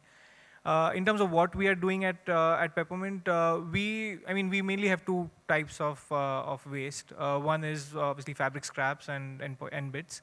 The other is packaging waste. So in terms of fabric waste, well, the first thing that we try to do is we make our, we try to do everything that we can in CAD and our pattern making department to have smarter patterns and increase our fabric efficiency as much as possible to have, or to minimize the fabric scraps. Now, given that we are in kids wear, we do tend to have, larger fabric scraps than, like an adult brand or garment manufacturing process. So when it does comes to that, we are, we convert those larger fabric scraps into into smaller products and accessories that we sell with our garments, separately or with the garment, and that includes things like purses and handbags, hair clips, and wristbands and things like that. Besides that, now even after doing that, we are still left with some smaller fabric scraps, right? So those we do tend to upcycle through various small operators. One good example of that is we try to give it to a small operator near our factory who converts those small fabric scraps into mattresses and uses that as filling into mattresses. So that's how we treat most of our fabric scraps. We also do segregation to treat the polyester waste and cotton waste differently. In terms of packaging waste, we mainly, paper is a big part of our packaging waste, whether it is cartons or single piece boxes. It's easy to recycle paper, so that we give to paper manufacturers, and that gets converted into recycled paper. So that's how we are dealing with most of our waste. Hi, I'm Naveen Senani. I'm the Honorary General Secretary of CMAI and the Chairman of the ESG Committee, and also the Chairman of the FAB Show. See, basically, I would not like to call it waste. I would call it a byproduct of whatever manufacturing which we do. So it adds more value to the byproduct which we are converting it. If somebody would say it is waste, but we would say it is a byproduct. So if you can segregate the chindis into different colors and different content-wise, it is going to give you far better value and returns. So this is what I have implemented in my factory, where every fabric which is cut, we pre-plan the whole byproduct section also. So color-wise, content-wise, it is segregated into different bins and then stored in that particular manner. So whatever normally would sell as a waste for say 5 rupees, 6 rupees, we get much more value than what normally people would get. And about the other waste which people are talking is like the kind of steam and energy is the other waste which I would like to talk. If we can get any system to convert that particular energy into any other source, we will be happy to do that. Thank you so much. So, Darshana, before I come to you, I like it that you're doing it. I like it that you're doing something about waste in your factories. Are there any requirements to do so, or are you doing this because you want to do so? So are there any regulations at all related to waste? As urban jungle occupants, we do have to segregate our own household waste into wet and dry. But are there any such regulations for the textile value chain? See, there are no regulations as such as of now, but the whole economy runs on, money. So if you are segregating and getting more money for your company, then that is where the incentive to get into all these things would come into.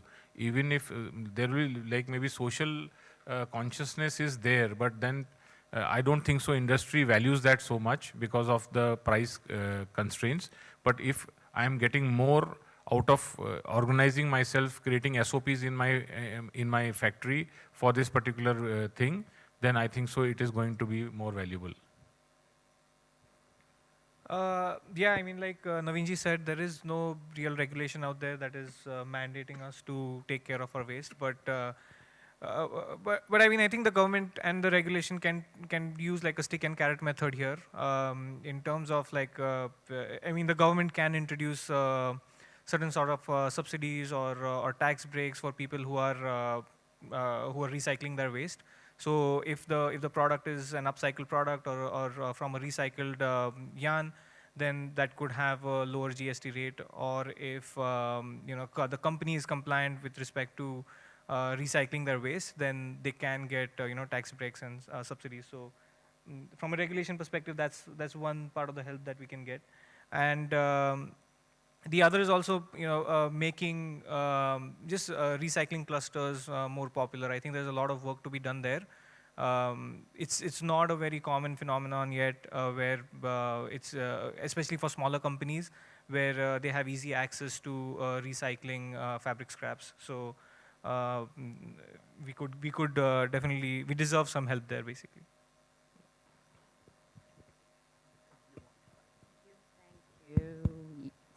Yeah, okay. So I obviously do not have a perspective from a specific brand or a factory point of view because I'm representing a couple of programs or industry platforms that we run.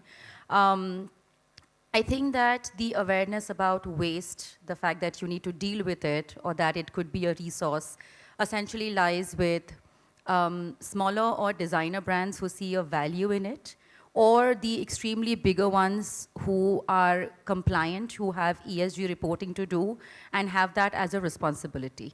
So everybody else in the middle is sort of lost. They don't see the value of it. They don't know what to do with it, and it eventually ends up in landfills. And as we all know, textile waste is one of the largest wastes after plastics and other materials, but it is a problem that needs to be tackled, and we are seeing increasing solutions and ecosystems to essentially deal with it. But apart from textile waste, I think what's interesting also is innovators and designers who are working into interdisciplinary innovation. So we are seeing a lot of innovators who are looking at agri-waste and creating textiles out of it. We are seeing innovators who are using, let's say, banana fibers or other plant-based fibers to make leather alternatives. So we're also seeing interdisciplinary attention to waste and how that can be taken into the fashion supply chain. When we spoke about whether it's required or not, I think we have EPR for plastic, which is Extended Producer's Responsibility, and that works beautifully because if you're putting out a certain amount of plastic waste in the environment as an organization, you are responsible to take that back. And therefore, people have been investing into different projects, whether it is cleaning up the oceans or recycling ocean plastic, etc. And I believe because of SURE, which is Sustainable Resolution, we do end up working with the government, and there has been a conversation to see whether we need to extend the EPR to textile waste as well, because a lot of the manufacturing organizations and factories, they have this waste, but they don't take ownership at all. So I think the problem starts at creating the awareness that it is my trash and I need to take care of it. And that goes across pre-consumer, post-consumer, manufacturing waste and all of it. The other aspect is really looking at design as a solution. Through our platform Circular Design Challenge, the entire goal is to look at what we can do with waste. And over the past 6 to 7 years, we've seen amazing designers and innovators who work with waste in a way that it does not look like waste. Karishma has been a mentor with our program for 3-4 years now. And the impact and the reality of what design can do to such a huge problem is absolutely amazing. And we are only scratching the surface. Thank you so much. You spoke about 2 E's. You spoke about EPR, which you explained, but you also said ESG. It would be nice for you to say what is ESG. Well, go ahead, please. Go ahead. You start. I'll back you up. So ESG essentially is again a framework that the entire world is looking at. It talks about environment, social, and governance. We are all doing businesses in a certain fashion where it is only profit first. All our business models, all our Excel sheets are only looking at profit. Every business needs to have. You need to look at the impact that you have on all 3, the environment, the social aspect of your business, and also how you govern it. So it's a requirement now that has come through the European Union. There are now requirements to report. The largest companies have to report. It'll slowly filter down one day or the other. If you are dealing with someone abroad, they might ask you a few questions. But I won't bother right now, but I just appreciated the fact that you brought it out. There are now regulations coming out all over Europe which directly affect the textile industry. And they are targeting the textile industry because they really feel it's one of the bad ones. Okay, I'm not going to ask any more questions because number one, I have 7 minutes to go, maybe 17, I don't know. But I think it would be better if anyone in the audience has any questions rather than me asking any. You said 25 minutes. I think we are 17 minutes right now. Anyone with questions? I mean, we have a set of people who can really talk about a whole lot of things, not only waste.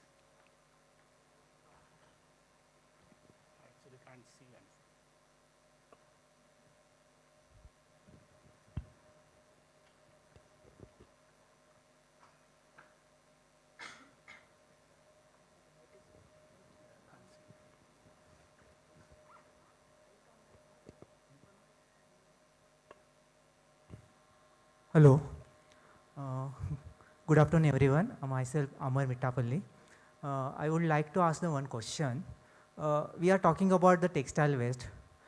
Is it any possibility that the industry can supply those textile waste the academic institutes, where students can create those collections out of that? We will be glad to collaborate, and what kind of waste you want, CMI can support. We have a lot of members doing different segments of garments, from ladies, ethnics, western to kids wear to menswear. You give us a list of what kind of fabrics you need for upcycling. It will be a pleasure to do that. Yeah, I mean, we are located right here, pretty close, so anytime we'd be happy to give you fabric scraps.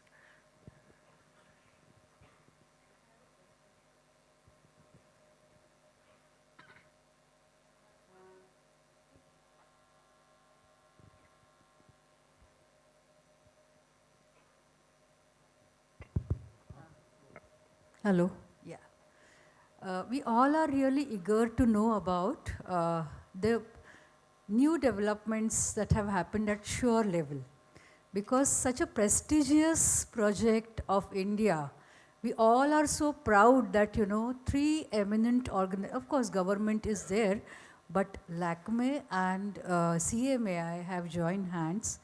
And it is very, very important in the history of maybe India when we talk about sustainability. So I would like to know more about, how we are progressing and what challenges we are facing, please. For sure, thank you for asking that. It's a project which is very close to our hearts and extremely challenging. But I think this, in fact, last year, 2024, has been really pivotal. Just to give you an overview, it is a program that was started back in 2019. It's called the Sustainable Resolution. The idea was to get public and private sector and brands and multilateral organizations like the UN all together to really look at this from an industry point of view. So we have 15 or 16 brands who signed up to make a voluntary commitment to become more sustainable. So we started off with 5 really broad, ambiguous goals as such, which didn't serve any purpose. So last year, we sort of went back and looked at it and reviewed it and said, okay, these are too broad for anybody's interpretation. So if my first goal says develop a broad understanding of environmental impact of fashion, it's broad, right? You don't know where to start, you don't know where to end. So we sort of spent some time there, and then we extracted 6 strategic goals that will be the focus for the Indian fashion in renewable energy or just energy efficiency in the way we produce. It talks about environmental impact, carbon footprint, so water, wastewater usage, all of those parameters. It talks about collective action. A lot of the problems that we are trying to solve are similar issues on a broader industry level. So it makes sense for all of us to come together, identify these issues, and find collective solutions. And of course, the UN SDGs has always been a goal. I would like to mention that last year we took India's first delegation to the Global Fashion Summit, which is a respected global platform where leaders from around the world come, speak about sustainability. There are innovators, value chain partners, etc. And we had a delegation that included both of them as well, and 2 other retail brands. The idea was to host a roundtable with our global counterparts to really understand how they are pushing the needle on sustainability, what is it that we need to do, what is it that India needs to learn. The end goal of this 6 to 8 months project was the delegates were supposed to essentially come and present a roadmap of what they're going to do in the short term, mid term, and long term. When we went to Copenhagen, we heard from everybody and we came back realizing that we know everything and more.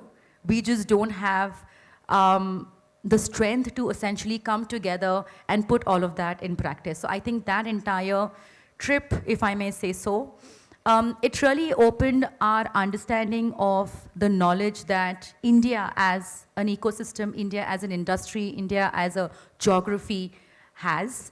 And the fact that we are just so used to looking at the West for all solutions, but we don't need to.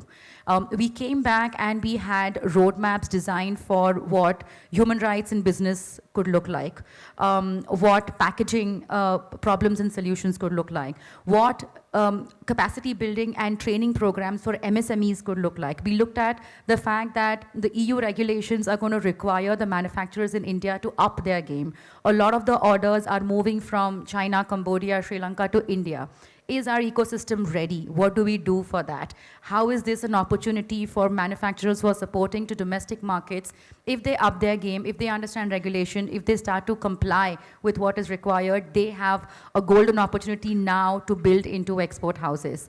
So I think all of that was really good. 2 main things also that I would like to talk about is we launched a one-of-a-kind supply chain directory at Bharatex last month, because a lot of times when we meet people, everybody's like, where can I find a supplier for this? Where can I find? So we've taken the effort, we've collaborated with CEE and GATS, and we have a directory that talks about textiles, about recycling, about NGOs, about mentors, anything under the sun that you might need to at least kickstart your journey as an organized or an unorganized player in the retail industry. It's all available there.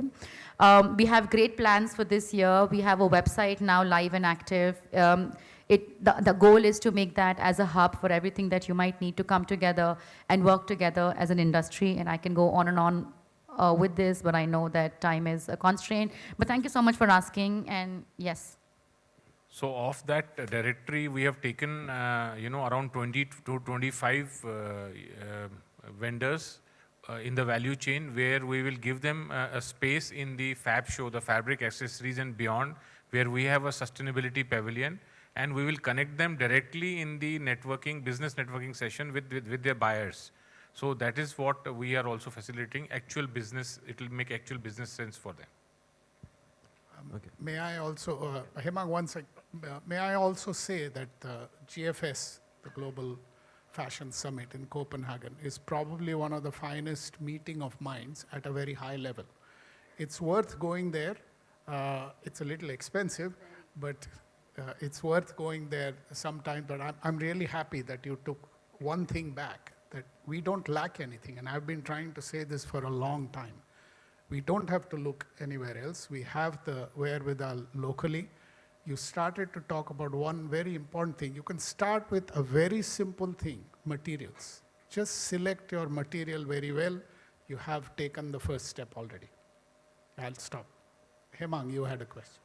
Yes, I have a 2-pronged question. The first part is for you, Rahulji and Mr. Sainani. We know that there are more than 20 EPCs, the Export Promotions Councils, which were set up by the Government of India. These were all post-independence when we wanted to be the factory of the world. Okay. The funny thing is, the world has moved on, our economy has moved on. Now the strongest market for India is within India, but we do not have a government sanctioned body till date. You know, yes, we do have CMAI, we do have other organizations, we do have FDCI, but they are not government sanctioned. You know, they are separate. So is it firstly the time to look at the Indian market in slightly different view by the government than what they have been doing till now, and have a government sanction to either of the bodies or have a new body set up. Secondly, to Rahul ji, is India ready for enforcement of certifications such as GOTS? I'm not saying the whole thing, but at least a part of whatever every label sells. Do you think so India is now ready? And now, as promised, but the second part of that question is to Darshana, is that when we talk about waste, you know, there are two kinds the way I see it. One is waste as the end product being a waste, where you talk about circularity, where you do a lot of initiatives. But the second part is the ancillary processes. So within the ancillary process, you obviously do take care of the yarn, because you do tie up, you know, as an industry platform, you tie up with so many sustainable yarn manufacturers, you know, and have designers make collections for them. But the biggest chunk of the waste comes from the processes which are between these two, the final and the first. So as a platform, do you think so that what can be done more to educate the designer labels? And when I say the designer labels, this thing also filters down to a lot of other mass labels. What can be done more to educate about the other process where the maximum waste happens? Okay, the first thing is basically the domestic data is really, not there. Actual data is not there about manufacturers, about the whole supply chain for domestic, because it is an unorganized market. Now, where the compliances are also very limited. So when you're talking about the number of people working for domestic industries, you will not be getting exact numbers. The number of factories, the number of what kind of output basically, and number of people employed, it's all basically there are different figures given by different associations. But CMA is trying. We spent a lot around 3 years back on this particular issue of the domestic scale of domestic industry. Again, this year we have allocated a lot of money to KPMG or some other institute where they are going through and giving us a data on the domestic garment industry. So this is a stepwise process which CMI is going to the textile and the union government and trying to get some kind of an association for the long time. So export promotion councils. Why? Very simple. We wanted dollars. We're not interested in what happens here. But you're absolutely right, and things have changed. Do we need to do something? Yes. Let me give you a simple example. I work with organic cotton. Guess how many ministries are involved? First is organic production, Ministry of Agriculture. Certification of that organic production is done by Ministry of Commerce and Industry. And what are you producing? Ministry of Textiles. Think about 3 secretaries getting together to talk about one item. Doesn't work. But I'm very happy that in the past year and a half, maybe 2 years, things are slightly changing. They understand that there is a local concept. And we also have a problem with deciding, or somebody decided many years ago, that local production is only supposed to be small scale. So we simply didn't have garment factories. People who had 3 machines started an export company in their garage. That's not how export works. Now, of course, we have bigger possibilities and things. Look at Bangladesh. I mean, their sampling unit is bigger than some factories here. So we have problems. I think we will get there. I don't want to say that everything is covered, because we haven't. We haven't looked at, like we heard, there is no data. What is the apparel sales in India? We simply don't know. We simply don't know, because there is nobody looking at it. But I think through the Ministry of Textiles now, there is a chance that this might happen. I'll stop there, otherwise I can go on with the ministries for a long time. You forgot the Ministry of Finance, which has to approve everything which Ministry of Commerce proposes. Okay, coming to your question, I think I'll just keep it short and sweet. There are many designers who are taking the onus. Karishma spoke about Heart in Heart. And the waste that comes out of the production itself is something that people are dealing with in similar ways that Karishma is. And I'll give you another example of what we saw at CDC also. This is a brand called Studio Medium. They do a lot of work with bandhani, tie and dye. So there is, of course, a lot of threads that come out as waste through the tie and dye process. And it was their realization and their awareness and their design thinking mind where they looked at that as a resource and have actually used those threads to create new textiles and new textures, which are absolutely stunning. They have created also a sub-label like Heart to Heart, and it's called Future Tense. And they also then upcycle it, make new textiles, and create a separate line altogether. Aesthetically, it's very different compared to their main business because it's tie and dye bandhani, and this is an absolutely new texture.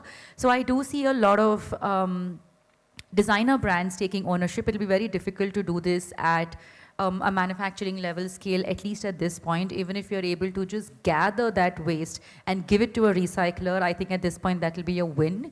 But we are definitely seeing creative solutions coming out of smaller enterprises. And I do feel the Circular Design Challenge has been playing quite a pivotal role in not just thought leadership, but also mentoring and educating fresh graduates or emerging designers or even existing designers to see how they can twist the narrative and see what they can do with waste or alternatives as a solution to create stunning products. I hope that answers your question. Thank you. I think we'll stop there. Thank you. Any further questions we can actually ask our panelists during the lunch break. So thank you so much. A heartfelt thank to all the panelists and especially to Rahul sir. I would like to request all of you to kindly pose for a photograph. While I request Dr. Garima Bhalla, Principal School of Fashion Technology and Steering Committee member to kindly come on dais for the felicitations.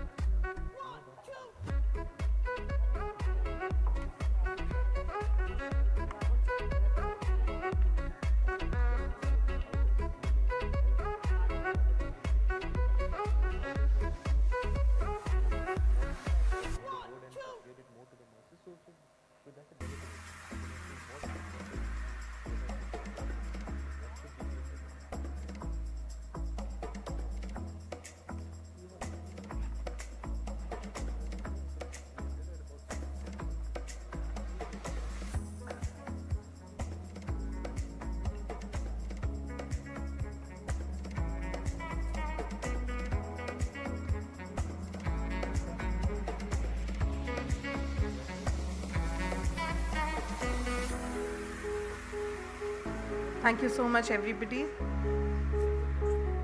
As we continue our discussions on sustainability and responsible fashion, we now move on to our next important panel discussion that talks about small actions for big impact, industry's role in fashion vitality.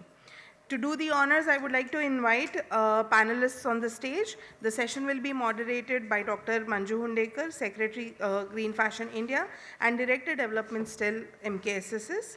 And the esteemed panelists are Mr. Nikhil Furia, Chairman PR and Social Media Subcommittee CMAI, Mr. Anand Choksi, Managing Committee Member CMAI and founder of Nebula Clothing, Mr. Ashish Kaswa, CEO Catalyzer Foundation, and Mr. Moinderji Prakash Singh, Retail Textile Veteran Director HP Singh. You all are requested to kindly join us on stage.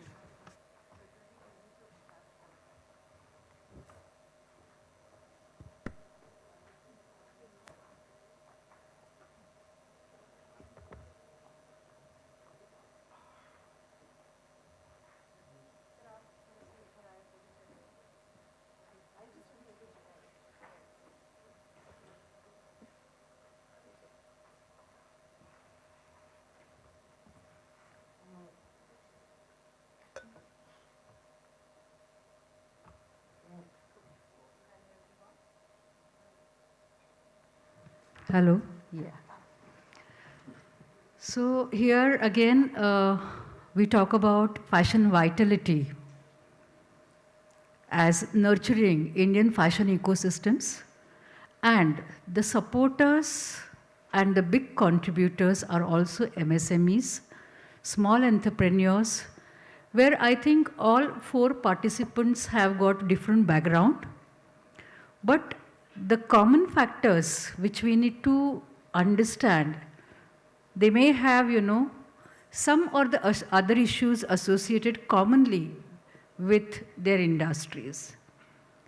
We all know that CMAI is hosting a lot of fairs to promote entrepreneurs, to promote or to have buyers and sellers meets. And we do see that, a lot of brands are emerging and a lot of brands are collapsing also. I think, except Mr. Kaswa, because Kaswa, I'll have a separate question.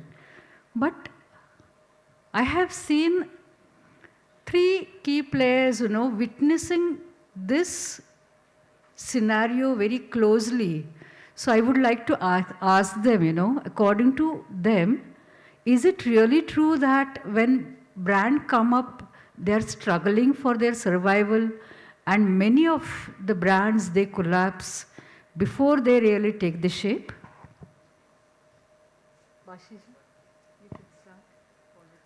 Yeah, thank you, ma'am.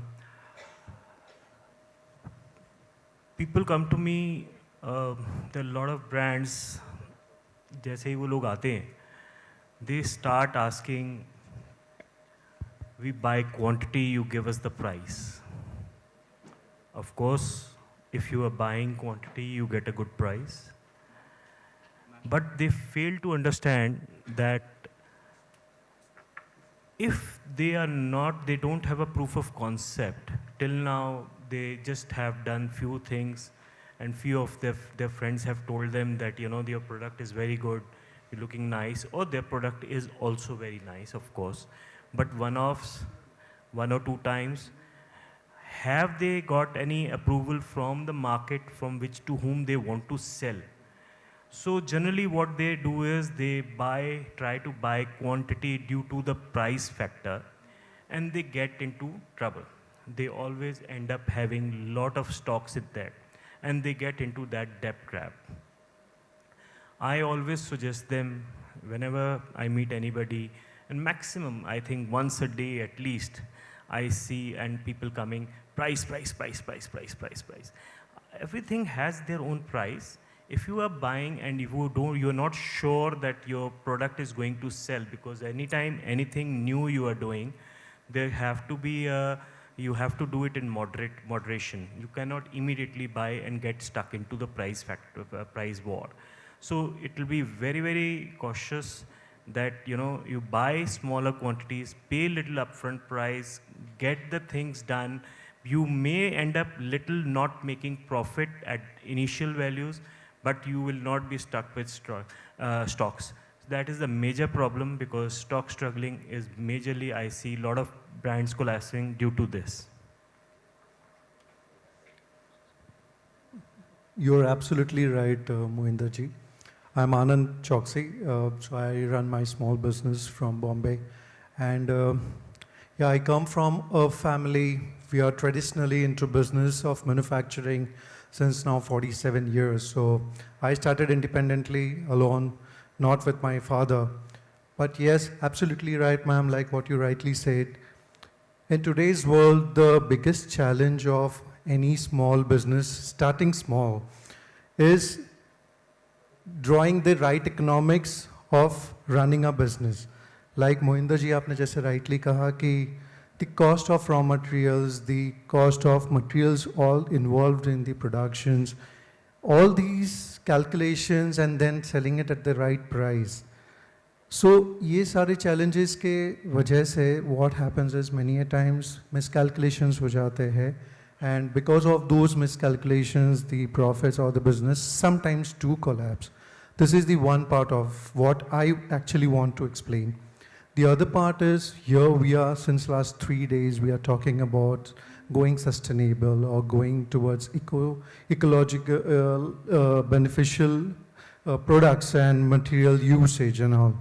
But the biggest challenge, ma'am, यहाँ पे ये हो जाता है for small entrepreneurs is many a times we have been, first of all, many a times जब हम बेचने जाते हैं, when we are selling a product or when we want to sell a product, we have been given a locked mechanism wherein we have to find the materials and the cost and procuring things at a particular price to match the cost and then the sales price.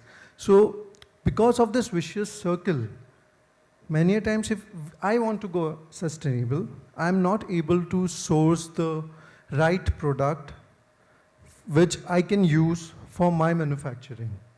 So 2 points I'm answering at simultaneously here, that yes, the economic calculations makes a major factor, and I want to go sustainable, but I don't have the right resource. So like we yesterday also discussed on the table, that we have to find a solution.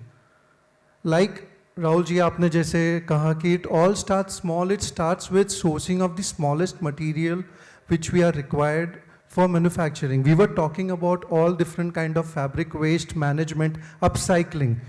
First thing should be reducing the use of upcycling, how much it is possible in our manufacturing. We should see that hum upcycling ke percentage, agar aaj, today I'm doing say 20% of my waste ka upcycling, we should see that I should target in 5 years, I bring that down to 10%.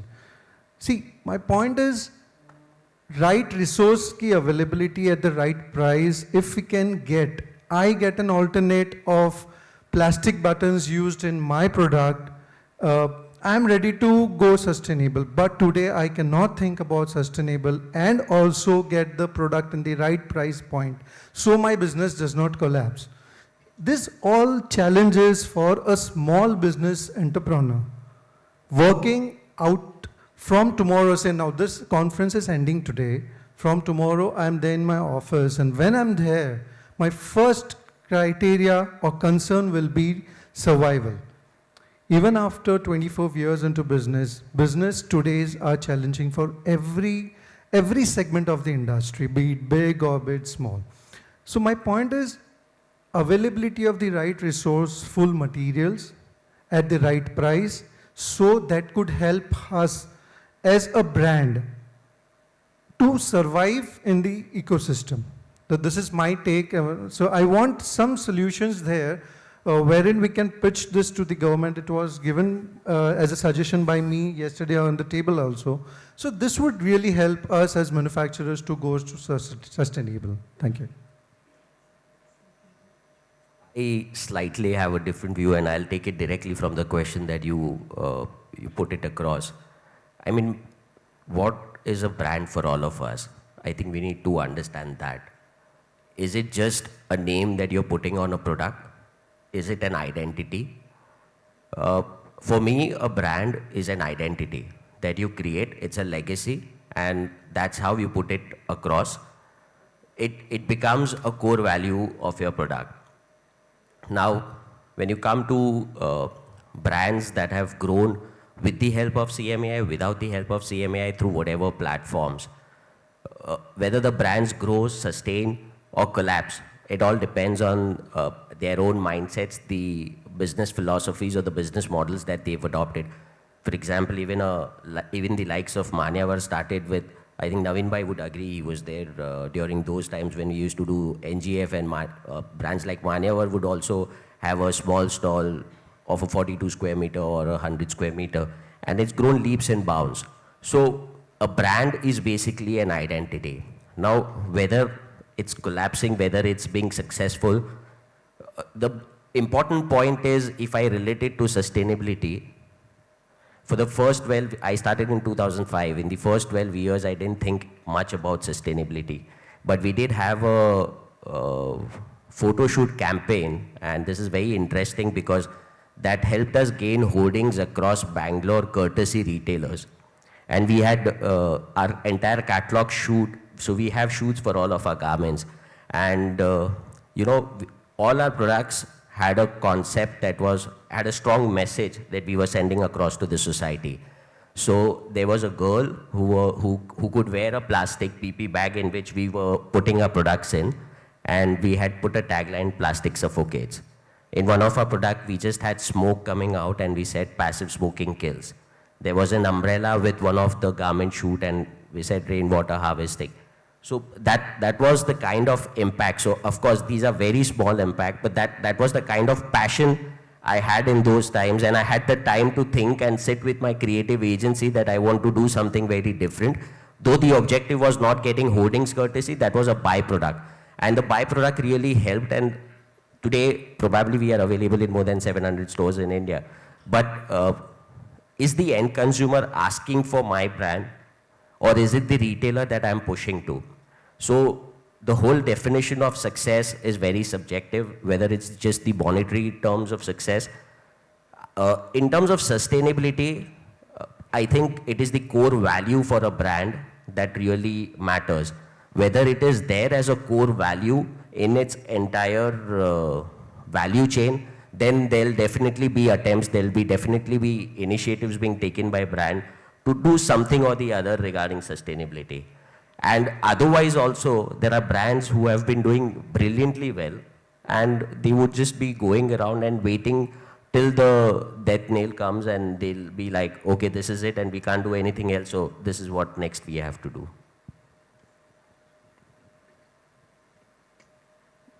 Just a small connection to this. Small changes makes big impact. Now we have all these maybe upcoming designers, or maybe, you know, like somebody might be having a dream to have their own enterprises.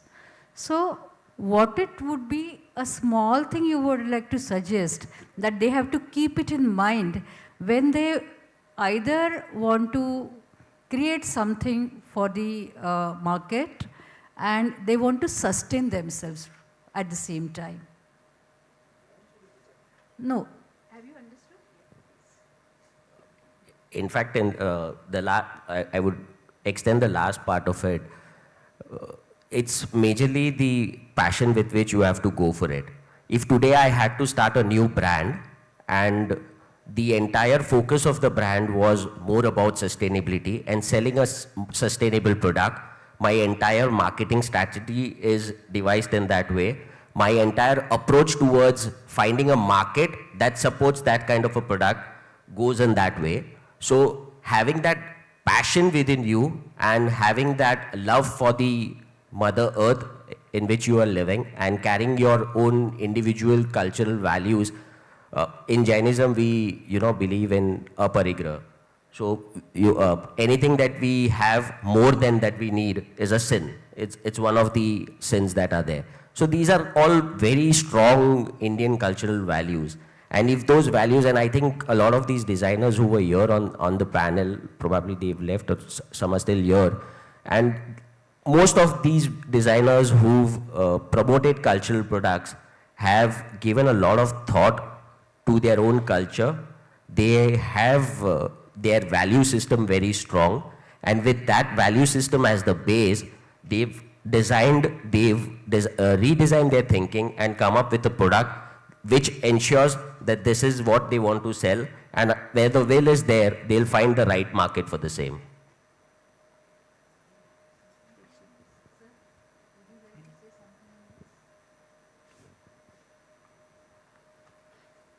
See, there has to be the kind of market you want to tap into. The actual market which you get, there is a difference. So from dream to reality, you have to do lot of hits and trials, especially whichever industry in fashion industry you go. Either you want to be in boutique, or you want to use your own just label, or you want to go into exports. You have to do lot of hits and trials. You get to know your customer, and that you'll start getting. You'll have to see that what kind of customer is coming, what kind of people are touching your garment, what they are relating to. That study is very, very important, And that will help you understand what target price, what exactly the customer is you going to target, and what kind of things you'll be presenting to them. That story also is very, very relevant. And he rightly said that your marketing should be that. Along with that, your study should be that also. That is very, very important. This is what I feel. Thank you, sir. Mr. Kasva, I have a question for you.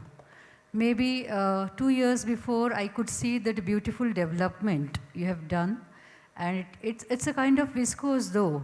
The raw material is bamboo. It means definitely, rather than going for, plastic-based polymers, we can definitely shift our choices to such kind of product.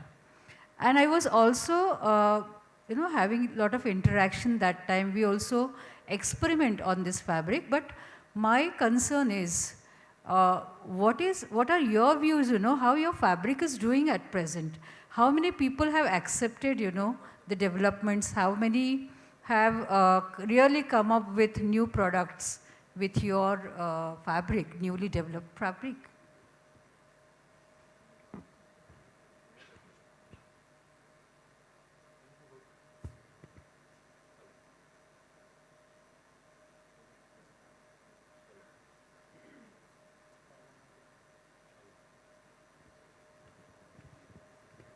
Hello. Yeah. So thank you, ma'am. As you told that bamboo in Western market is still considered to be a viscose, but if we think of the way which we were having a discussion yesterday, instead of having terminology of green, we are going green. So if you take in that criteria, you can just consider that viscose is one of the material which is from a natural source, and it is you can say that the raw material availability is going to be the issue here for sustainable natural fibers, and how bamboo can replace it with the volumes will be the change maker. And that is what where I can say that acceptability within the market is there because of the feel, because of the comfort it gives. Yes, the other parameters which are considered to be for a man-made fiber, this though it is a man-made fiber, it is having a sustainability and greener value. Yeah.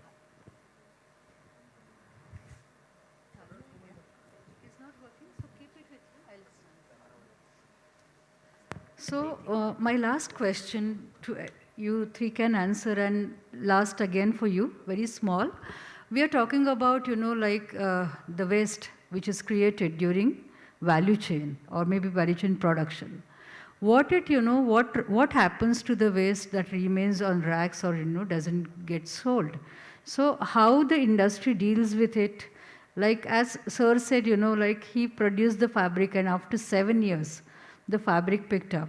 But maybe, there might not be a similar sustenance for others.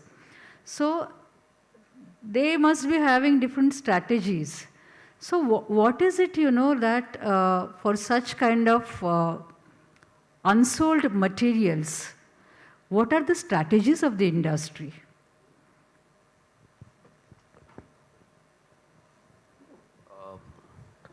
I'll speak from my brand's point of view. So our dead stock ratio is really very, very low. And that's primarily because we are in direct touch with the owners of the chain stores and our relations with most of the stores. So I have had a very modest beginning, and I've done a lot of door-to-door bookings and I've met retailers in person. So that's given me first-hand information on what's going to work and what's not going to work. One of the strategies that I have never opened up is something that while during our booking season, because we do get our lead times and we have our advance bookings and then we supply to the retailers. something that we really understand that this particular product is not really working well, we be very honest, because we've had that kind of relations with our retailers, and we tell them upfront, this is something that we attempted, we created, we loved it when we thought this product has got a lot of potential, but unfortunately, the retail fraternity is not very keen on taking this product. So whatever price you want to put to it, but get it sold, rather than it lying, unsold with us. Cases like these do happen, that a particular product may not click in the initial times, and sometimes we are too forward to bring in a particular fashion or a style, and the market is not yet mature to accept it. So waiting for the right time so that's all entrepreneurial instinct. But when it comes to, after all the efforts, whatever the waste that is left with us, in our case, we do girls ethnic wear. We do have people who sell stock lots in tier 2 and tier 3 places. And we also then sometimes think that rather than giving it to someone who's going to sell it on the road, and we don't know how he's going to sell it or how he's going to dispose it, then we try and give it away to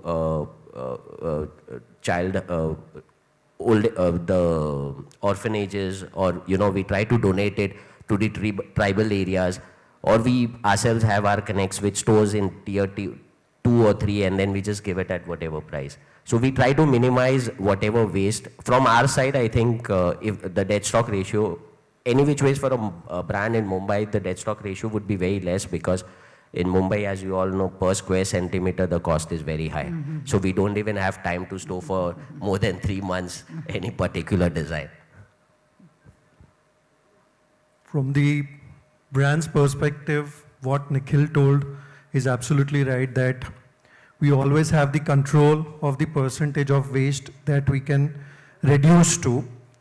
But there is a very big concern, ma'am, in the industry, that is for the productions done for the white labeling, or the productions done for the big corporate houses in the industry. And when these kind of manufacturers, many a times when their orders are rejected for multiple reasons, or they are not been picked up, many a times even for certain years. So these type of waste, they cannot be controlled or say given on the road, because these numbers are in thousands. So I don't say that this can be completely controlled. Reason, these numbers are huge. I can say if you do not pre-judge or pre-calculate the kind of orders that you can get from any corporates, or say the kind of orders you had in the previous few years, and you prejudge and you just make your plannings of production according to those previous year productions. And many a times the market in corporates changes like this, and so the orders are not been picked up, or the orders is entirely cancelled.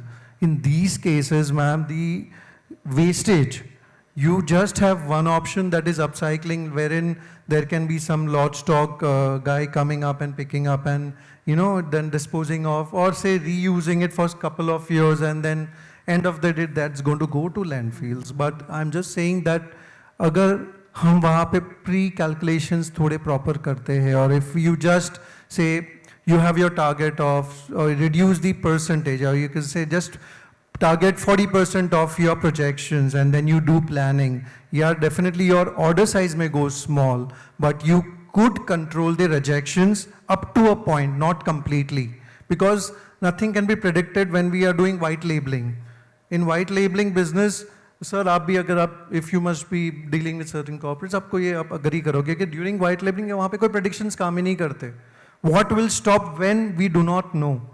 So I'm into that format, not that big, but on a smaller scale, but I do know now the risk of doing a white label business, because I do not control the order rejections. If it is because of certain fabric manufacturing damage, it's one part, but there are certain times rejections because of many other factors as well. So calculate your projections, reduce the size, say calculate only 30%, 40% of what you want to do this year compared to what you did last year. So you may be able to control it to a certain extent. My question to Kaswaji, government of Maharashtra, or maybe, like everywhere in India, we are hearing about common facility centers. Now, we hear about, maybe, in Nagpur we could see a few, but not operating very well. So if we really want to support our industry and medium scale and micro and small, so I think what has to be done to come up with role models which supports the medium scale or small and micro scale industry? So basically, yeah, very right question for this forum. Government has schemes for common facility center, but unfortunately, the beneficiary are not that competent to have that kind of things to run. So what government can come and here, not only government, industry can take an initiative. This CFC, they are the people coming together for some particular process facility, but they lack the technical and the administrative people. So if industry or group of industry takes or adopts those CFC and put in their expertise for the day-to-day activity management and to manage the show of the CFC, the current scenario of CFC can improve very in positive way, and it can be helpful for both for the local employment generation also and to the industry also to get the things done, outsource and get it back to their premises at very comfortable pricing. So that way it can be very helpful for them. Thank you. I think the time is all. You wanted to say something, sir? If you're ending. Yes, yes, please. And I don't know, in formal panel discussions, can it be reversed where I can ask the question to someone else? But this is one opportunity that I'm taking because we have the student fraternity here and Hemang Bhai and all the first panelists here. I'm sorry, but this just struck me that while in this entire pursuit of coming up with a product or a design line that supports artisans, that's the core, with which you all have been functioning. What was that first thing that came to mind? Was it the USP that you were searching for marketing, that there's a gap in the market and this USP will really sell? Or was it the real urge of, of seeing that the art is dying?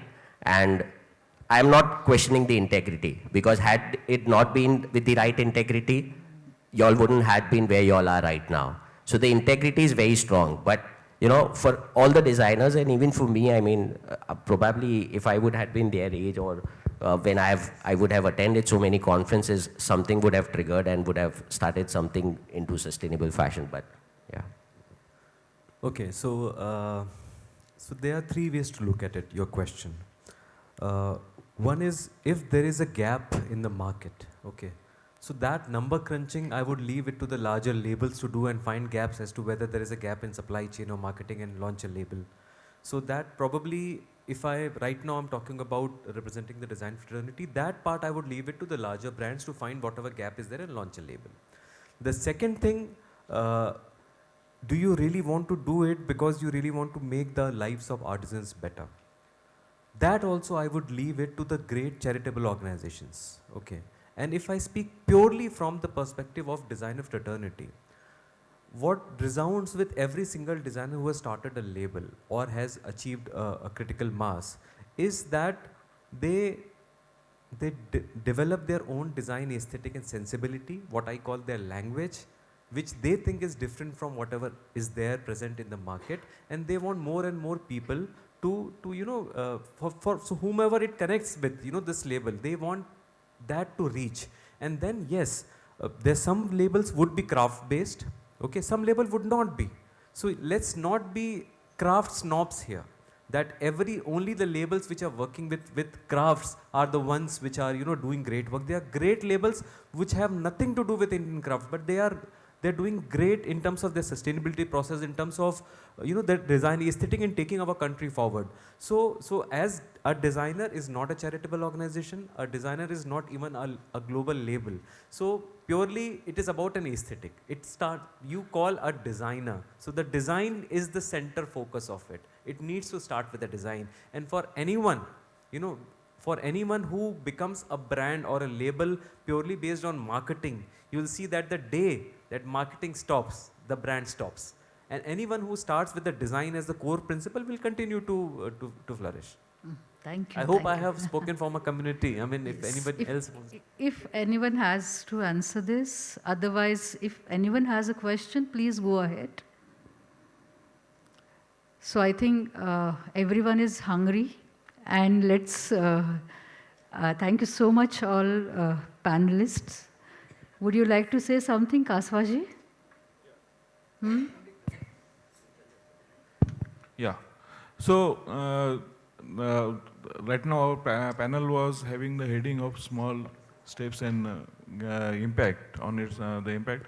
So I'll just like to showcase our small steps which we have made a better impact to introduce our product, because when we started with this fabric, it was totally new to the market, and how small things which we had to take care to bring our product so that there is no when we talk about sustainable fabric or certain, the small mistake can also bring us down.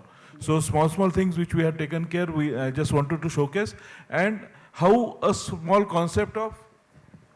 But yes, but little like quickly, because we have a lot of things. So basically here we have mentioned the complete packaging is plastic free, not even pins we are using and this thing.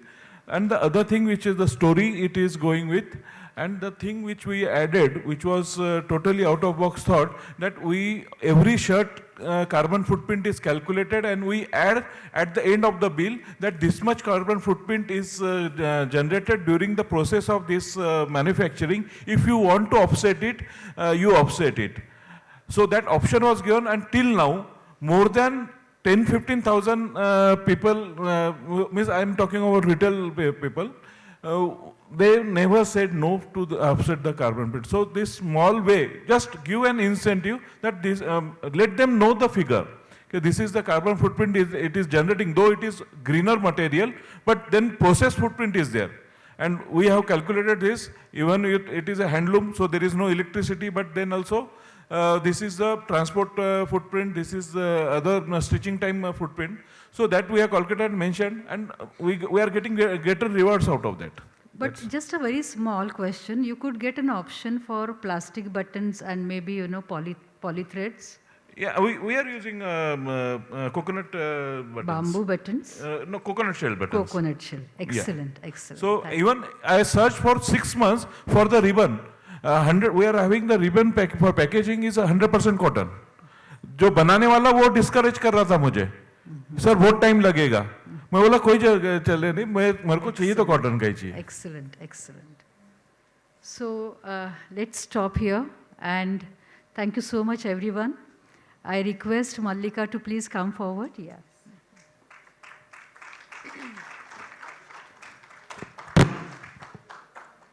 Thank you so much, all the panelists, and especially the moderator, Dr. Manju Hundekar.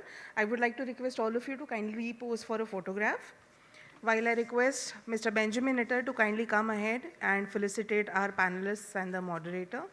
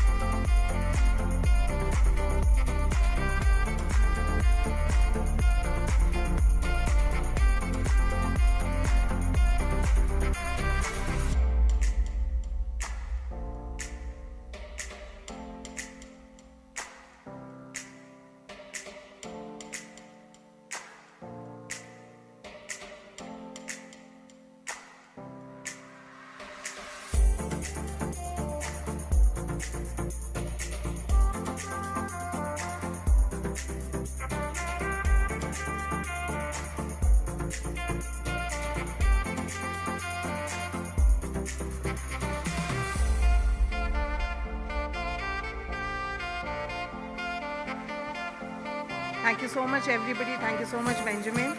Ladies and gentlemen, all the panel discussions were really insightful and engaging. And as we conclude, I would like to extend a heartfelt vote of thanks to all the moderators, Hemang sir, Rahul sir, and Manju ma'am, and all the panelists for sharing their perspectives and steering the conversations on such a beautiful note. Thank you so much, all of you, once again. As we now take a break for lunch, we will gather here sharp at 2 o'clock as we are running behind the schedule. Thank you so much, everyone. See you sharp at 2. Thank you.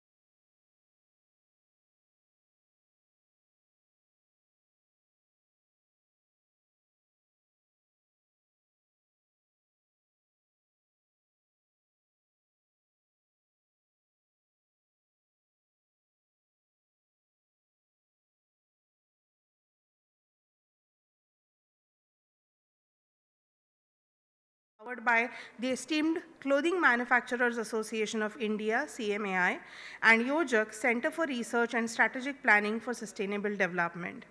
At this momentous occasion, we are privileged to have with us esteemed dignitaries whose leadership and vision continue to inspire change in the fashion industry and beyond. It is our honor to have with us virtually Chief guest of the ceremony, Shri Sanjay Ji Dene, IAS, Commissioner of Textiles, Nagpur. Sir, since joining virtually and traveling currently, he is just trying to join. As soon as he joins, he'll be here with us. I would like to invite on stage guest of honor, Shri Santosh Ji Kataria, President CMAI. I would like to request architect Srimati Mohana Ji Kadam, President GFI, to kindly join us on stage. Dr. Manjuji Hundekar, Secretary Green Fashion India and Director Development Cell MKSSS. And Dr. Garimaji Bhalla, Steering Committee Member Green Fashion India and Principal Soft Pune.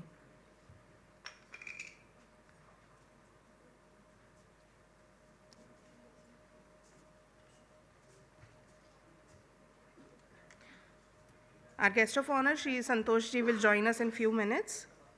Before we begin, let us take a look at the glimpses of what happened yesterday at the day one of Green Fashion India conference.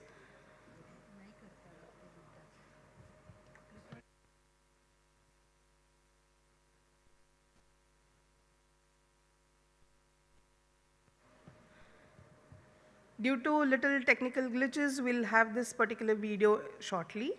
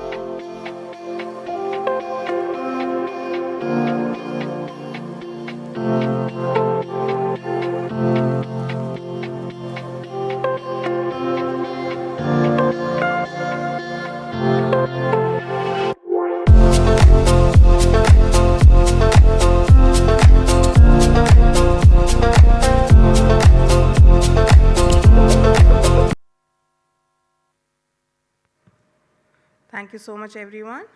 Please welcome our guest of honor, Shri Santosh Ji Kataria, President CMAI, on stage. Welcome, sir. I would like to check with our technical team if Sanjay Ji Dene sir has joined. We will start with our program, so whenever sir joins in, we will continue. I would like to introduce our guest of honor of the ceremony, Shri Santosh Ji Kataria. A seasoned professional with nearly 4 decades of experience in ready-made garment manufacturing, sir, with his leadership and advocacy, has been instrumental in advancing India's apparel manufacturing sector. Prior to his presidency at CMAI, sir has served as Honorary General Secretary and was the Regional Chairman, Western Region, actively addressing industry challenges. Sir is also the Managing Director of the Peppermint Clothing Private Limited, one of India's leading kidswear brands. Sir's involvement as an advisory board member of SOFT has been crucial since the inception. Sir, we are very pleased to welcome you as the guest of honor of the ceremony, and I would like to request architect Srimati Mohana Ji Kadam to felicitate Sir as a token of respect.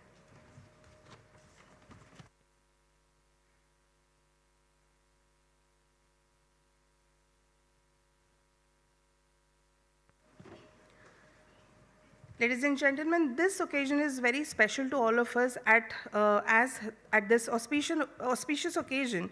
We would also like to acknowledge and appreciate a special personality who, with her exceptional leadership skills, has been guiding, supporting, and believing in us in whatever we do. We would like to express our token of appreciation and respect to our esteemed President of Green Fashion India and Chairperson of LMC, Architect Srimati Mohonaji Kadam. I would like to take a chance to introduce ma'am. Besides her leadership skills as a management committee at Maharshi Karvestri Shikshan Sanstha, ma'am is the director of Rajpath Infracon Private Limited and is a renowned architect in the field of green architecture. Ma'am has also received the award for the Prime Minister's Award for Excellence in Urban Design, along with Best Leader Award in Dubai. Her role as President of Green Fashion India and Chairperson of SOFT LMC has been instrumental in shaping GFI as well as SOFT's vision to a panoramic perspective. I would like to request Dr. Manjuji Hundekar and Dr. Garimaji Bhalla to kindly felicitate ma'am for being always here with us. I would like to request Santosh sir also to join to do the honors.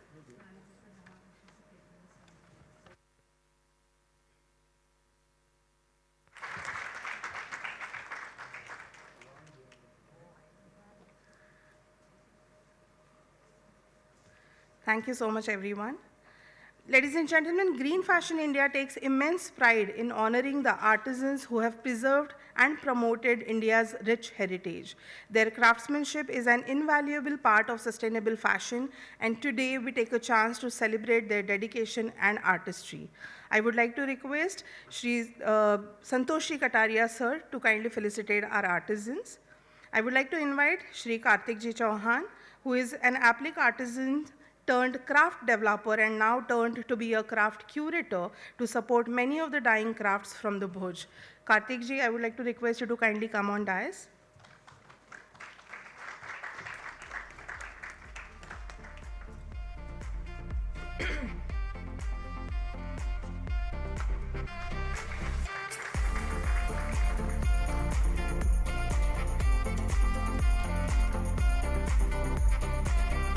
It is our honor to welcome Mr. Raghunathji Sinha, a master artisan renowned for his exceptional craftsmanship in Jamdani weaving from West Bengal. I would like to request Mr. Raghunathji to kindly come on dais.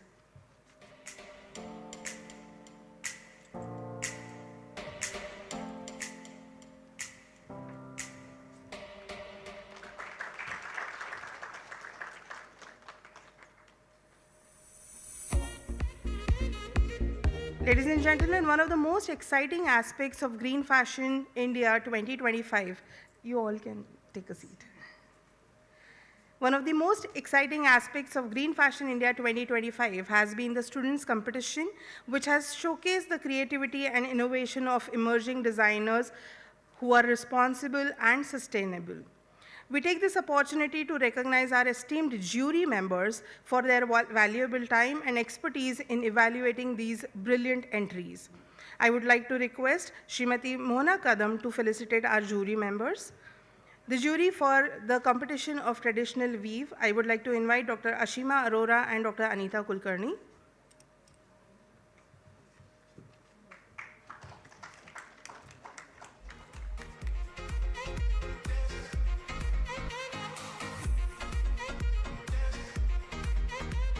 I would like to request all the dignitaries to kindly do the honors.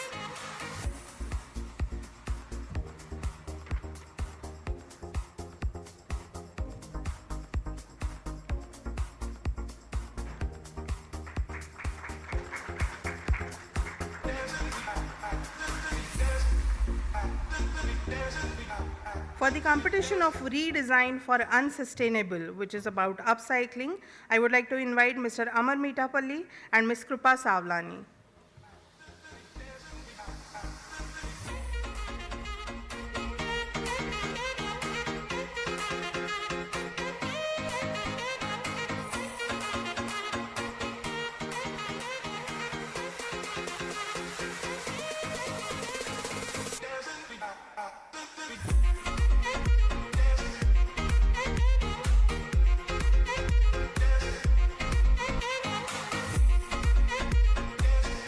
For the competition of promotional film considering green fashion, I would like to invite Mr. Benjamin Ittel.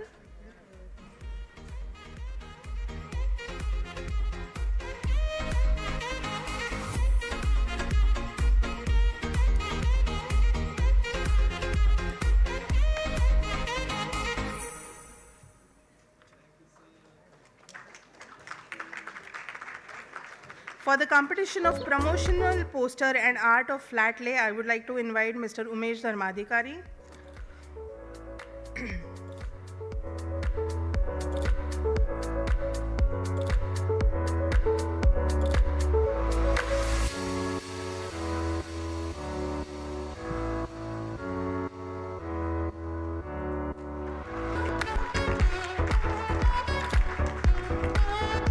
For the competition of design for community based on craft, I would like to invite Dr. Jignasa Shah and Dr. Garima Bhalla.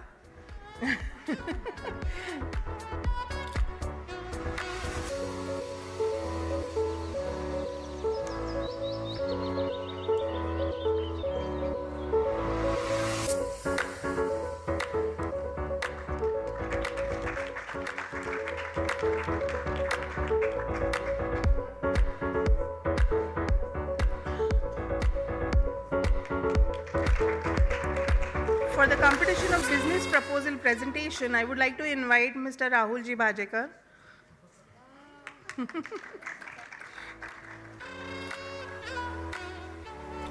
For this, I won't listen to you, sir.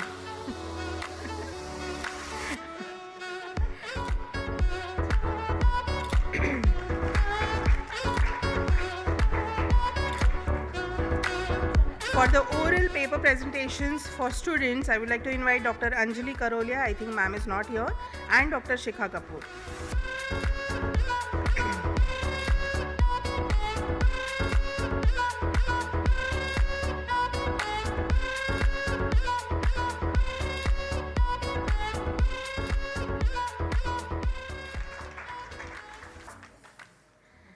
For the oral paper presentations for faculties, I would like to invite Dr. Hundekar for being the esteemed jury for this competition.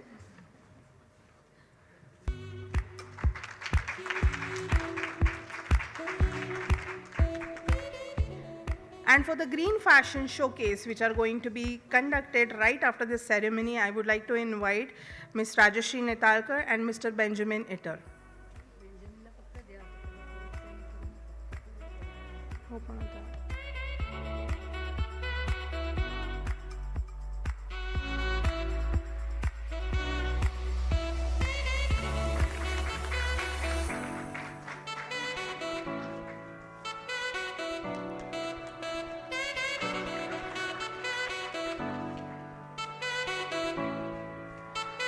I'm so sorry as the dignitaries have to stand for a little longer as we'll be announcing the students' competitions. Now is the moment that we all have been waiting for, and here we are announcing the winners of the students' competitions. If the winners are not here, we would like to invite the representatives from the institutions to kindly accept the award. For the competition of traditional weaving, the second place goes to Devanshi Singh and Snigdha Khandelwal. Are the students here? I'll announce if the students are here, they can just come and accept the award. And the first place goes to Sanika Dongre and Samruddhi Dumre Patil.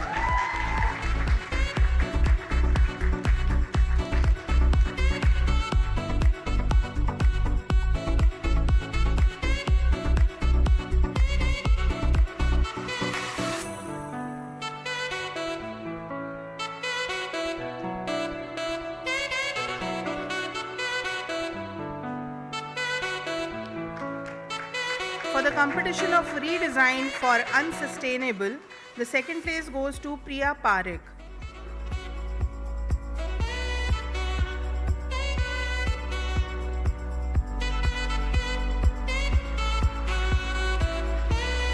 Ms. Krupa Savlani is accepting the award on her behalf. And the first prize goes to Ayushi Kanojia and Brahmita Sharma. Any of the representatives can take the award on their behalf.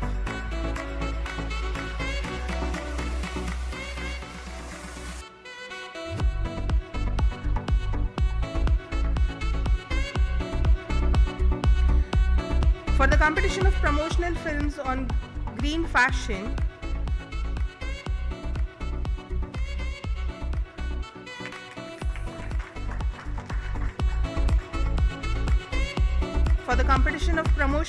Green Fashion, the second place goes to Shivani Dasarwar.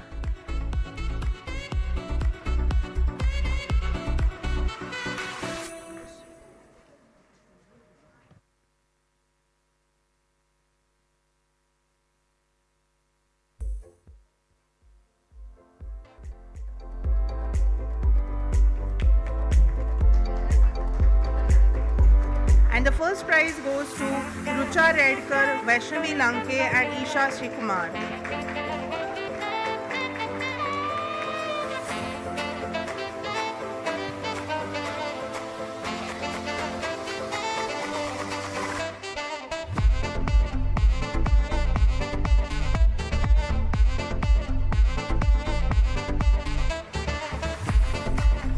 For the competition of promotional poster, we have the winner Vijay Gangan and Sneha Dakar.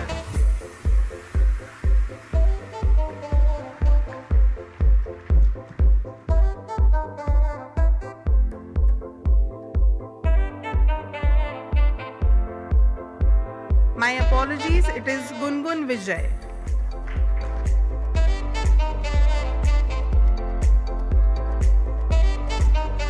For the competition of art of flat lay, we have the winner, Miss Neha Tibrewal.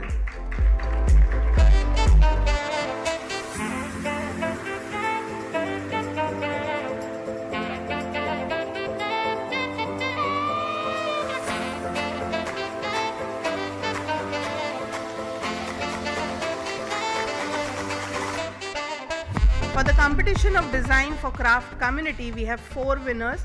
So the third prize goes to Sania Sanjay Rebello.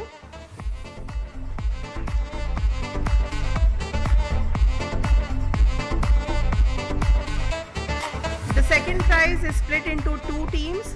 The first team who has received the second prize goes to Ananya Shinde, Arya Kaye, Mridula Ramkrishnan and Rakhi Munot.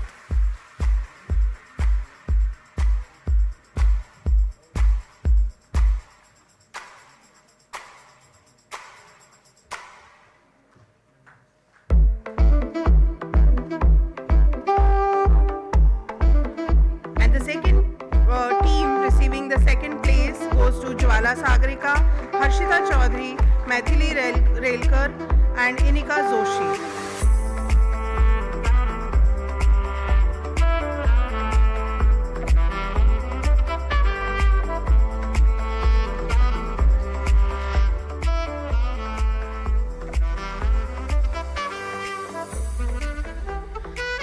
And the first place goes to Sharvi Sawant.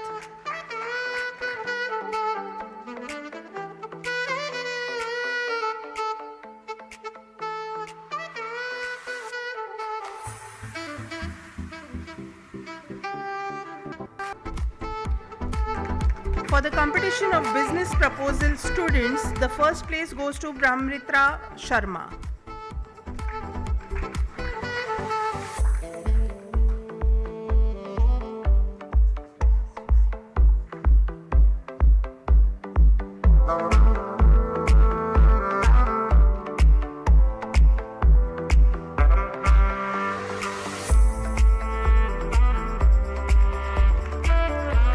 For the business proposals for faculties, the first place goes to Ms. Mansi Patil.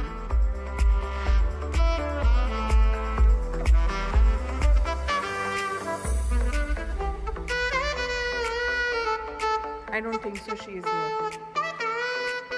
For the oral presentation students, the prize is again split for the second place. So the second place, first winner is Prarthana Bhide and Shriya Karandikar.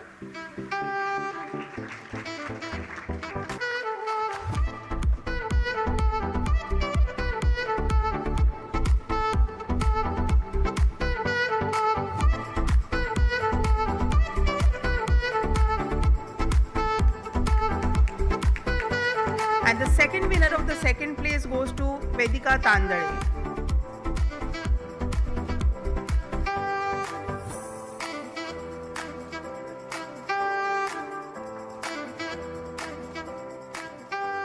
The first place for oral presentation students goes to Soumya Fadke and Tejaswini Jagtap.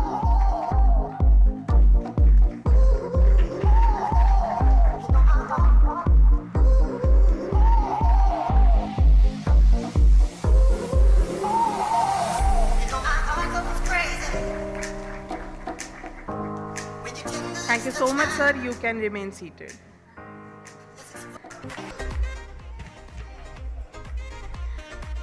I would like to request if Santosh sir would like to share few words with us.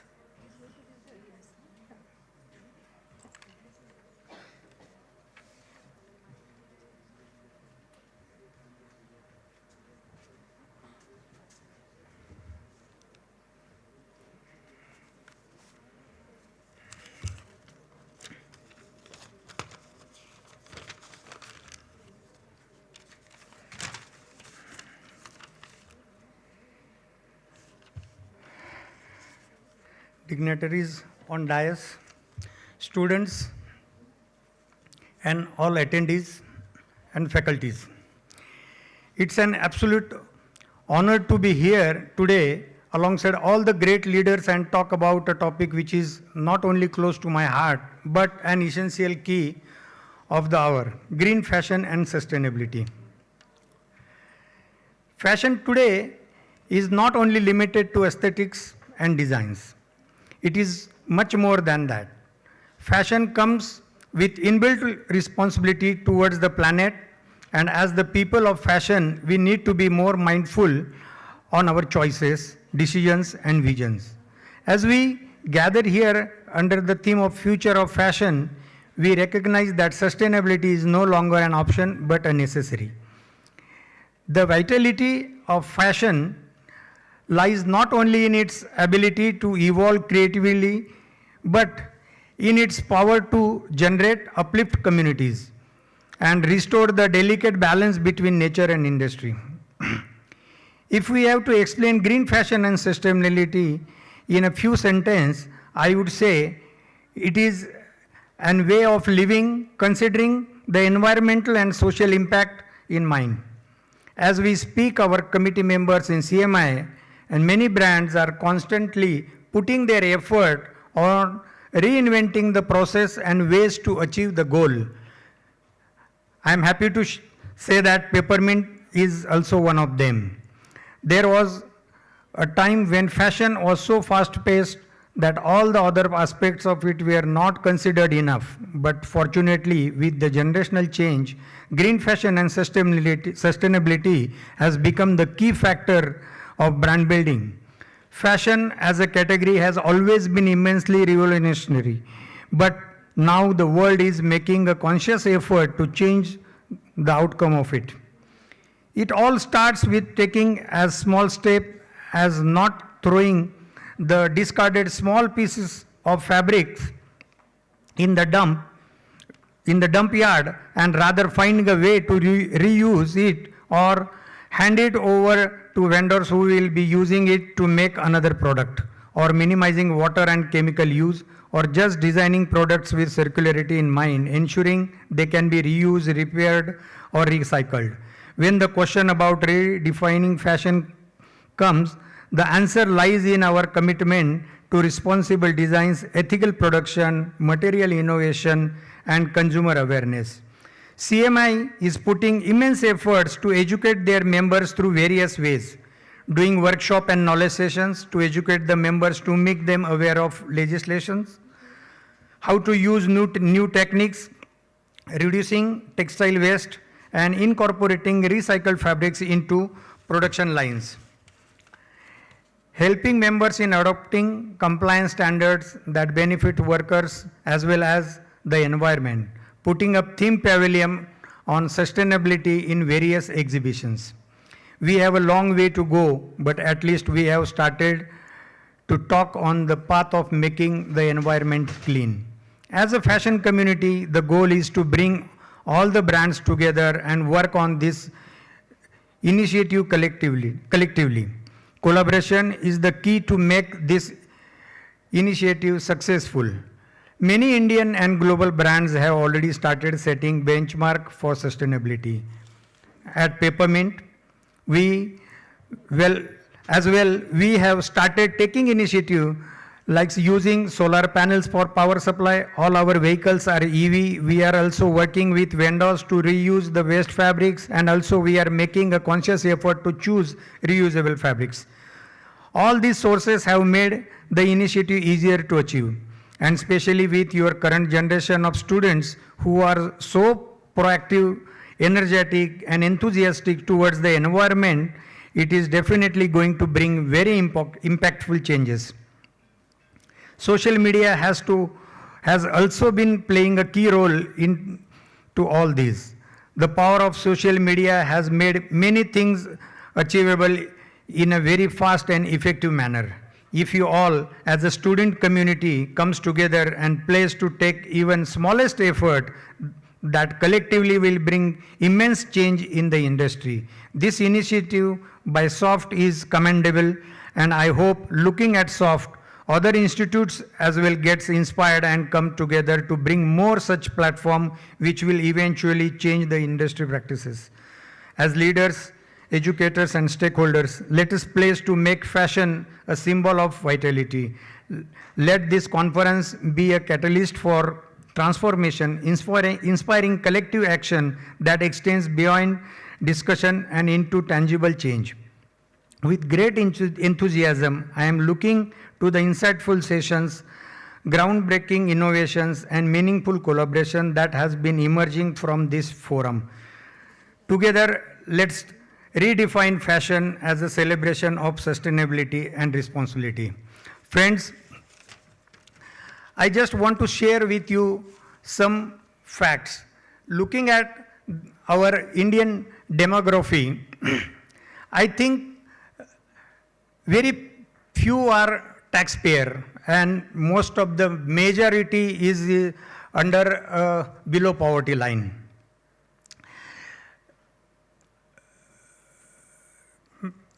Mr. Bhajekar and Hemang Agarwal, we were just talking just before at the time of lunch. Sir मुझे एक बात बहुत दिल में आ रही है, I just want to share with you. Indian population के अंदर में बहुत सारे लोग जो है वो masses wale hai, means those people don't understand the sustainability. If I go and talk to my factory people, I have 1,000 people, but I don't think if I after so much of a discussion, and if we take some resolutions in my hand and go and tell about the sustainability, I don't think they will understand. So as this platform, I just want to share with you that can we bring something, can we have some at a very small step that the small people, जो हम road के ऊपर में चलते हैं, factory के अंदर में वर्कर है, because these people are going to make the major changes and they don't know anything about. If I go and talk about circularity, upcycling, recycling, all these things, these terms, I don't think.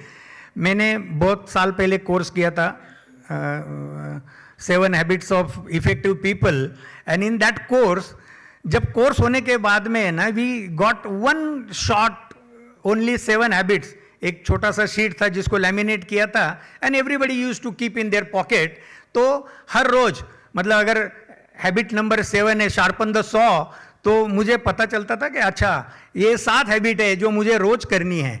So if we take a small step that we can educate these people about a sustainability, means sustainability, even if you use the word sustainability, they will not understand. But अगर हम उनको छोटी छोटी बातों में अगर समझाते हैं, तो I think this thing will make a very big change in the society.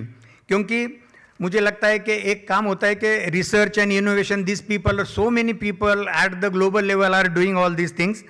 At an institute level, and even at the government level, we are making policies or what kind of steps government need to take. But at an education level, we definitely should think of a small steps, means for a small things for a masses, and for educated people definitely we can talk. क्योंकि अगर छोटे लोगों में जाके भी अगर जब prime minister जाके है ना एक सोच की बात करते हैं, तो मुझे नहीं लगता है कि हम लोगों को अगर इन लोगों में जाके भी अगर छोटी छोटी बात अगर हम करते हैं, क्योंकि अगर 140 करोड़ के अंदर में अगर 80 करोड़ लोग वो है, तो they are going to make impactful change on sustainability. तो मुझे ऐसा लगता है कि अगर हम लोग इस बारे में अगर कुछ सोचते हैं, and we can make a small thing, जैसा मोहना मैडम ने कल बताया, we can have a 1 year goal and 10 year goal. तो ऐसा अगर 1 साल का छोटा गोल के अंदर में अगर हम लोग सोचते हैं कि छोटे लोगों के लिए, अगर हमारे घर के अंदर में मेड है, सर्वेंट है, उनको भी समझना चाहिए। मुझे याद है कि लोगों को पता नहीं रहता है सस्टेनेबिलिटी क्या है, बट मेरे फैक्ट्री के अंदर में, now my father is no more, but आज से 5 साल पहले हम लोग चिंदी बेचते थे, ओके। और पिताजी ने आके फैक्ट्री में जाके उन लोगों को काम को लगाया कि ये काम करो, ये कॉटन की चिंदी अलग करो, पॉलिस्टर की चिंदी अलग कर दो, और ये कॉटन की चिंदी अलग करेंगे। बोले पापा क्या करेंगे, इसमें इतना टाइम लगता है। तो बोले नहीं नहीं, ये काम को आएगी। And he got some automobile person जिनको हाथ पोंछने के लिए चाहिए पर पॉलिस्टर नहीं चाहिए, तो कॉटन की चिंदी चाहिए। तो उन्होंने वो चिंदी अलग कर दी, और पॉलिस्टर की चिंदी के लिए he got 2 people, those who are making a small doll, और कोई पिलो कवर के अंदर में वो चिंदी डाल के।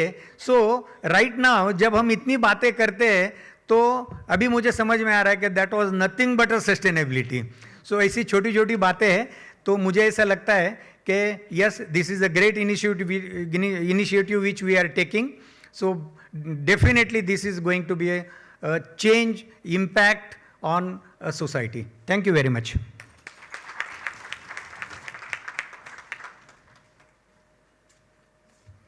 Thank you so much, sir, for inspiring us with your address. And your support and backing always means a lot to all of us. And thank you so much for being with us here. I would now like to invite Mr. Satyajit Zogekar, GFI Coordinator, to present vote of thanks.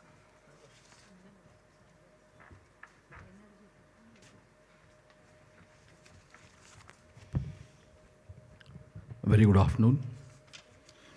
Respected dignitaries, esteemed guests, and dear attendees.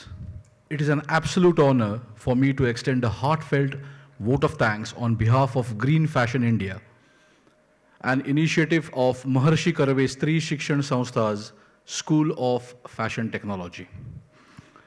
First and foremost, I express my sincere thanks to our chief guest, Mr. Sanjay Daine, for gracing the occasion and his presence sharing of valuable insights. A special thanks to our guest of honor, Mr. Santosh Kataria, for his unwavering support, guidelines, and inspiration to all of us. We are deeply honored by the support of Mr. Rahul Mehta, Chief Mentor, Clothing Manufacturers Association of India, for his constant support and energy that he puts into us. Our heartfelt appreciation to Mr. Ravindra Dev, Chairman, Maharshi Karve Stri Shikshan Sanstha, for his continuous support and encouragement. I extend my sincere thanks to architect Ms. Mohana Kadam, President, Green Fashion India, for her leadership and making this conference a platform for change and making all of us come on this platform together. A special note of gratitude to Dr. M.M. Hundekar, Secretary GFI, for providing us with an insightful briefing on this conference and setting up the context for this wonderful knowledge transfer. I take this moment to acknowledge the contributions of our keynote speaker, Mr. Mohinder Prakash Singh, and his valuable insights. A big thank you to Clothing Manufacturers Association of India for their continuous support and collaboration in promoting sustainability in the fashion industry and taking us with them.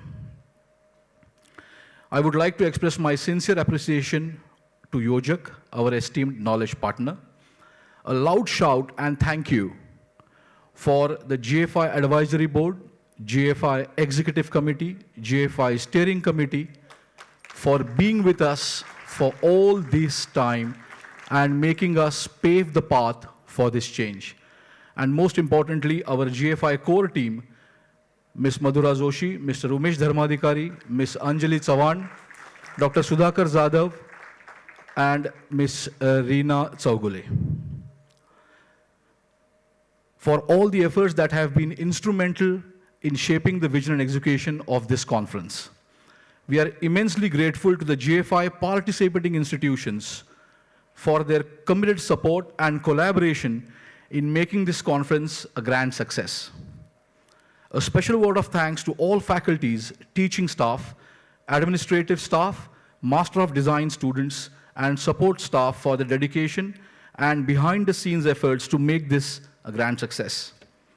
I would like to extend a warm thank you to all the roundtable participants, all the panelists, all the moderators, all the competition juries, and all artisans for making this conference most meaningful.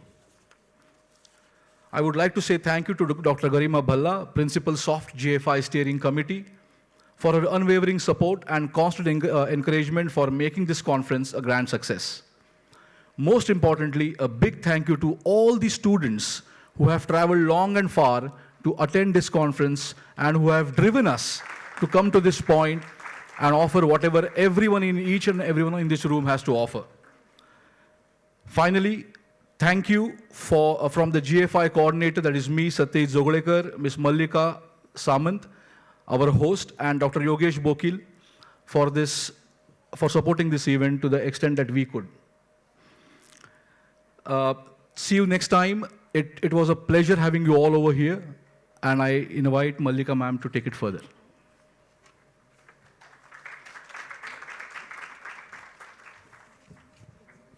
Thank you so much, Satyajit sir. And here we would like to conclude the valedictory session. But before we all leave, let us all remember that the choices we make today will define the legacy we leave behind. Let this conference be a catalyst, like our Santosh sir said, for change, inspiring meaningful action towards a sustainable tomorrow. This is me, Mallika, signing off, only for the valedictory, as I'll be joining you again for the show. Till then, let us make a commitment, a promise that we will choose well, we'll buy less, and we'll make it last. Thank you so much once again. Have a lovely evening with the Green Fashion India Showcase, which will be starting shortly. Thank you so much.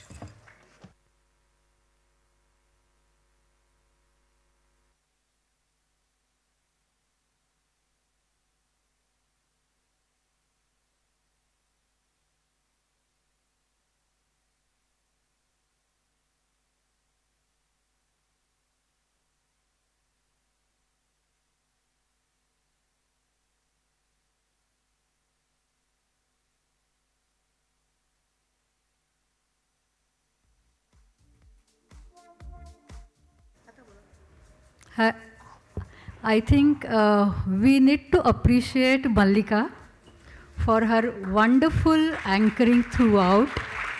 Consistently, it needs so much of energy. Thank you so much. It was really wonderful.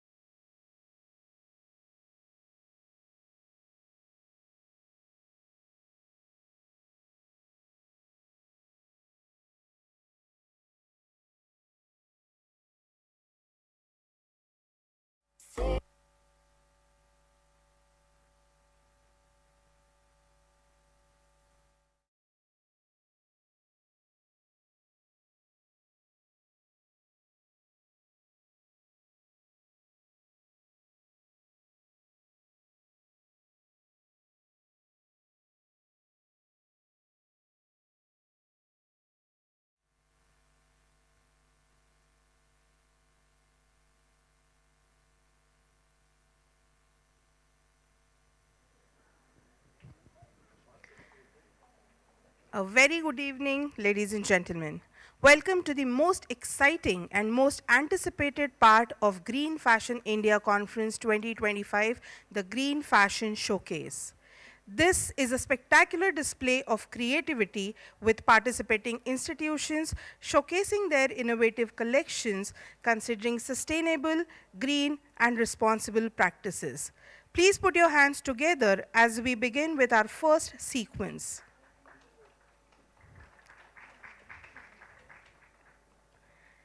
The first sequence, Metamorphosis, is the collection which is both sustainable and commercially viable due to its choice of fabrics and the use of machine embroidery.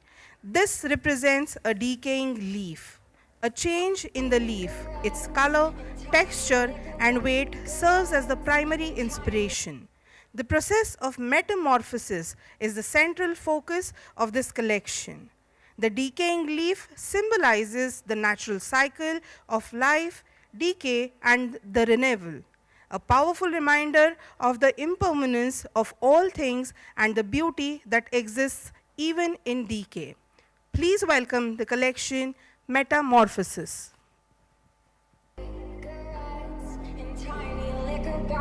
Just what you expect inside our new Balenciaga cigarettes in tiny liquor bottles. Just what you expect inside our new Balenciaga cigarettes in tiny liquor bottles. Just what you expect inside our new Balenciaga cigarettes in tiny liquor bottles. Just what you expect inside our new Balenciaga cigarettes in tiny liquor bottles. Just what you expect inside our new Balenciaga cigarettes in tiny liquor bottles. Just what you expect inside our new Balenciaga cigarettes in tiny liquor bottles. Just what you expect inside our new Balenciaga cigarettes in tiny liquor bottles. Just what you expect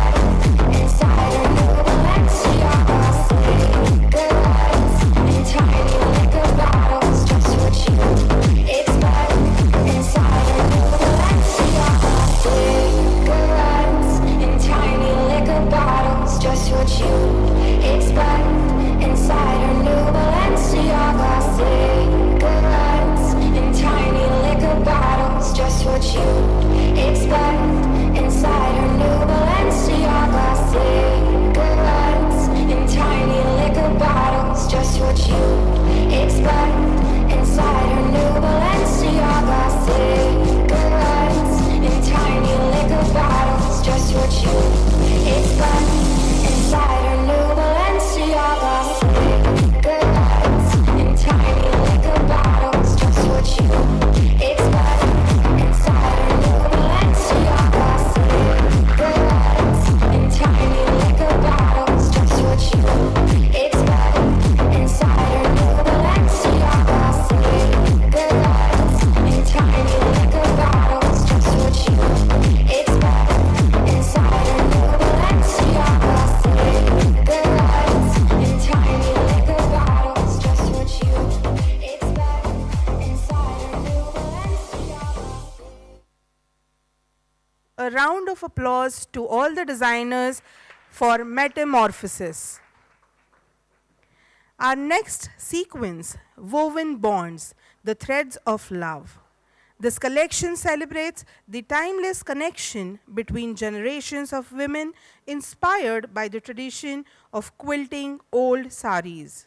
This collection features elegant jackets crafted from vintage cotton saris, intricately stitched with kantha embroidery, and each piece telling a unique story. Paired with exquisite handloom kosa silk, the collection embodies elegance, tradition, and sustainability. Ladies and gentlemen, presenting the Woven Bonds. Woven Bonds, Threads of Love, a handcrafted collection inspired by the cherished tradition of weaving quilts.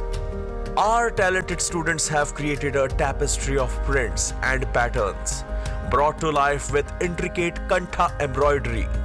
presenting a stunning collection of jackets teamed with Kosa silk pieces. This collection is a testament to the hard work and dedication of our students, guided by the expert faculty who have nurtured their artistic journey. Join us in celebrating this beautiful blend of tradition and innovation, handcrafted together with love and creativity.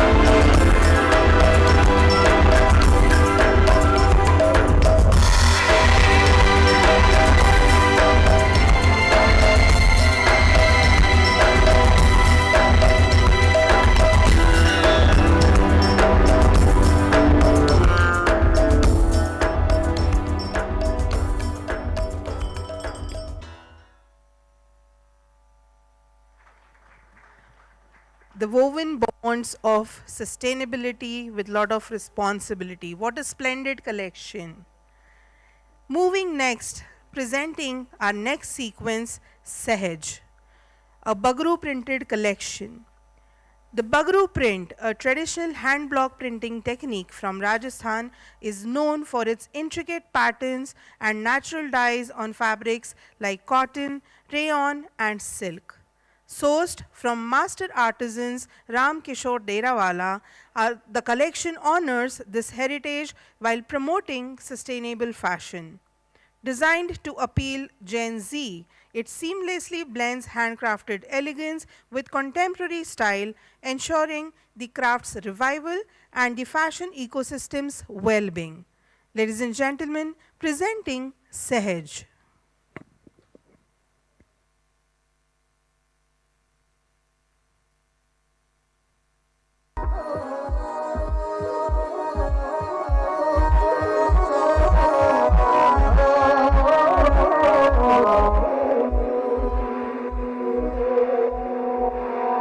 I'm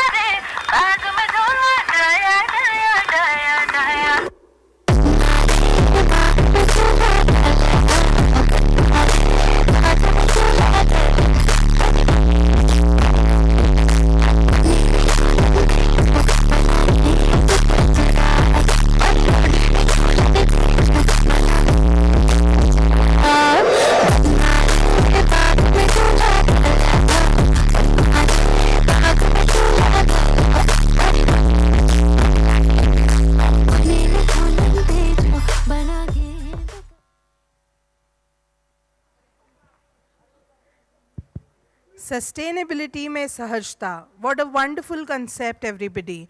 Please put your hands together for the designers. Our next sequence, Intertwines Tradition, is a sustainable collection blending Indian heritage with modern styles. It draws inspiration from kantha, gudri, and embroidered patchwork.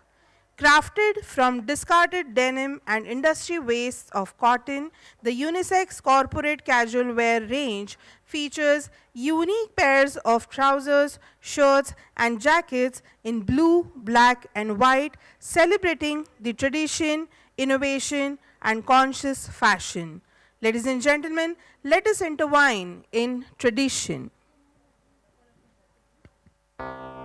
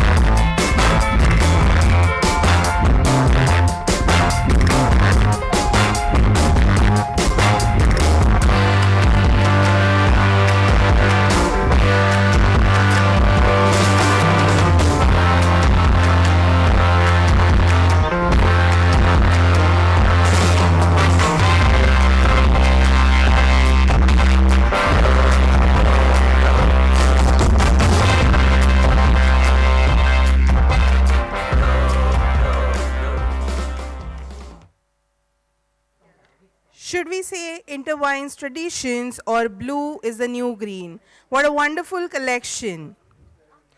The next sequence, the Indian Oasis, is a serene collection inspired by desert landscapes crafted from exquisite handloom silks.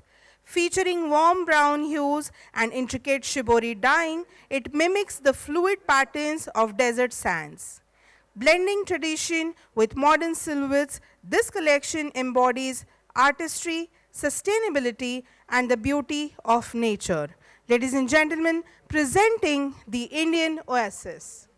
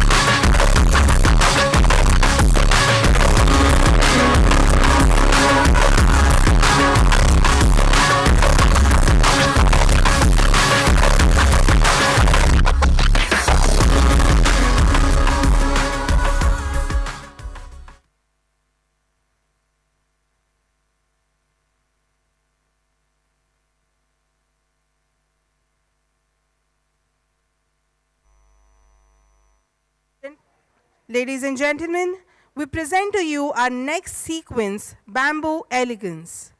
Bamboo is a highly sustainable and versatile plant with numerous benefits and uses. It is fastest growing plant, strong and durable, produces more oxygen, absorbs more carbon dioxide, multi-purpose, and has cultural significance in many societies. Bamboo has been chosen as an inspiration as a fabric choice to promote sustainability and comfort in this collection. Ladies and gentlemen, presenting Bamboo Elegance.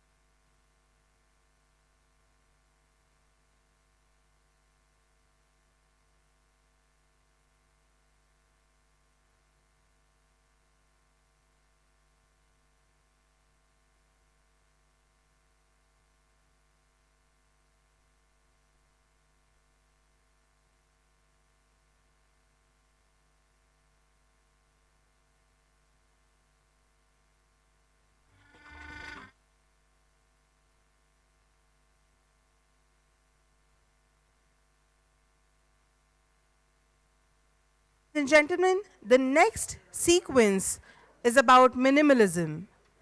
The collection is a sustainable street style collection crafted from denim factory waste.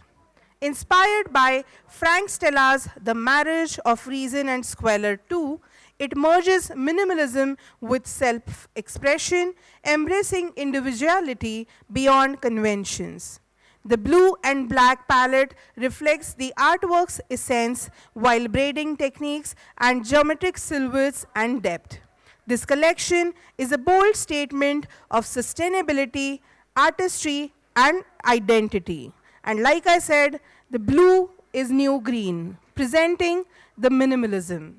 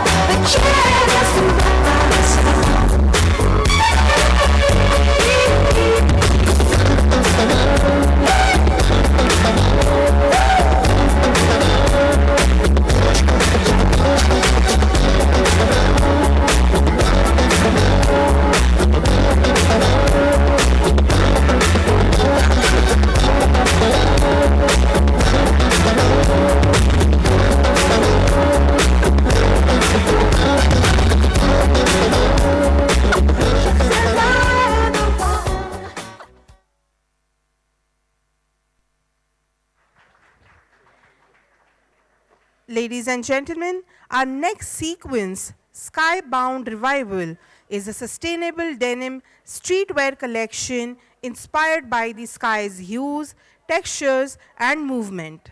Emphasizing upcycling, the collection transforms old denim into fresh silhouettes, reducing waste while embracing conscious fashion. Asymmetric skirts mimic clouds, structured crop top reflect fluidity, and frilled pants evoke wind movement. Lace adds airy softness, while pearl embellishments symbolize clouds. Bold yet sustainable, this collection redefines eco-conscious fashion. Ladies and gentlemen, presenting the Skybound Revival as Sky is Always Blue.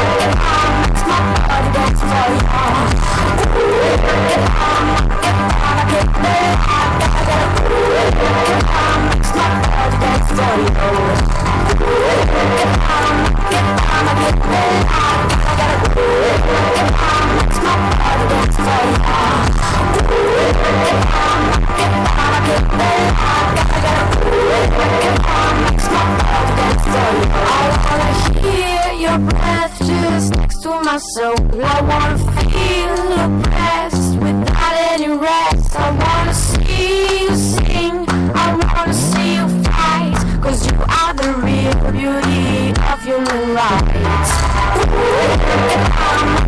I'ma get ready, I gotta it's my body that's for you. I'ma get ready, I gotta it's my body that's for you. Nobody can beat the Mama Africa. You follow the beat that she's gonna give ya. Only a smile can hold and make it go. The separation of 1,000 more. I'ma get ready. I gotta it's my body that's for you. I'ma get ready. I gotta that's for you. I'ma get ready. I gotta makes my body dance for you.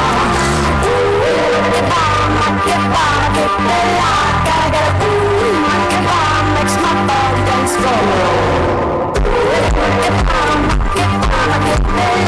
I gotta makes my body dance for you. I'ma get ready. I gotta makes my body dance for you. I wanna hear your breath just next to my soul. I wanna feel oppressed without any rest. I wanna see you sing, I wanna see you fight, 'cause you are the real beauty of human rights. I'ma get ready, I gotta it's my body that's for you. I'ma get ready, I gotta it's my body that's for you. Nobody can beat the Mama Africa. You follow the beat that she's gonna give ya. Only a smile can hold and make it go. The separation of 1,000 more. I'ma get ready. I gotta it's my body that's for you. I'ma get ready. I gotta it's my body that's for you. I'ma get ready.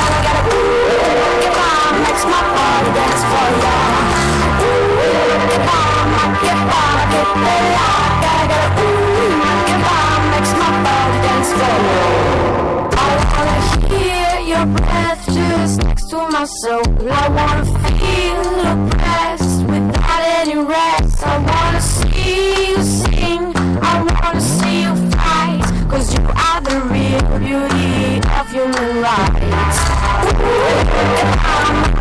I'ma get better. I gotta makes my blood dance for you. I'ma get better. I gotta makes my blood dance for you.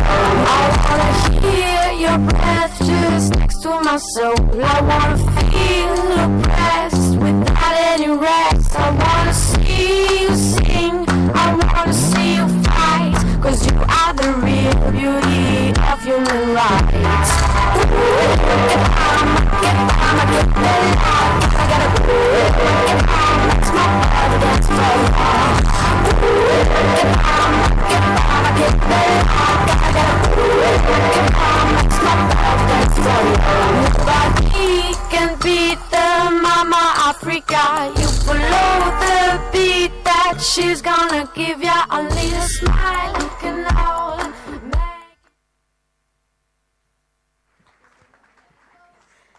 Ladies and gentlemen, the Green Fashion India Conference 2025 has already witnessed stimulating discussions, thought-provoking panel discussions, and inspiring innovations aimed at fostering sustainability within the fashion industry.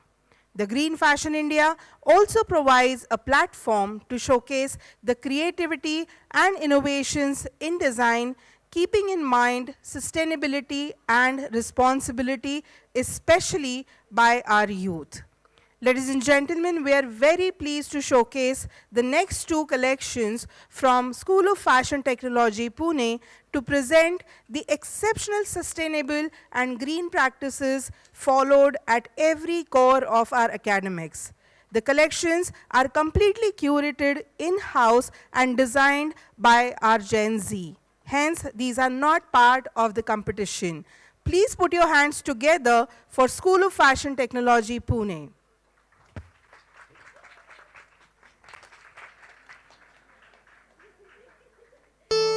Vimukta.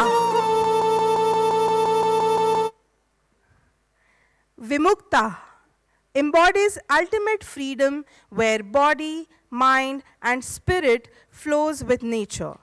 This Jamdani collection weaves purity, simplicity, and transcendence through Bengal's finest handloom traditions. Featherlight cotton, undyed and naturally tinted, reflects peace and essentiality. Inspired by nature and sacred symbols, intricate motifs create a serene interplay of light and shadow, mirroring clarity and freedom. Flowing effortlessly, the garments move like air, attuned to the wearer. More than fabric, Vimukta is a philosophy, Jamdani as a vessel for liberation and harmony with the universe. Ladies and gentlemen, presenting Vimukta.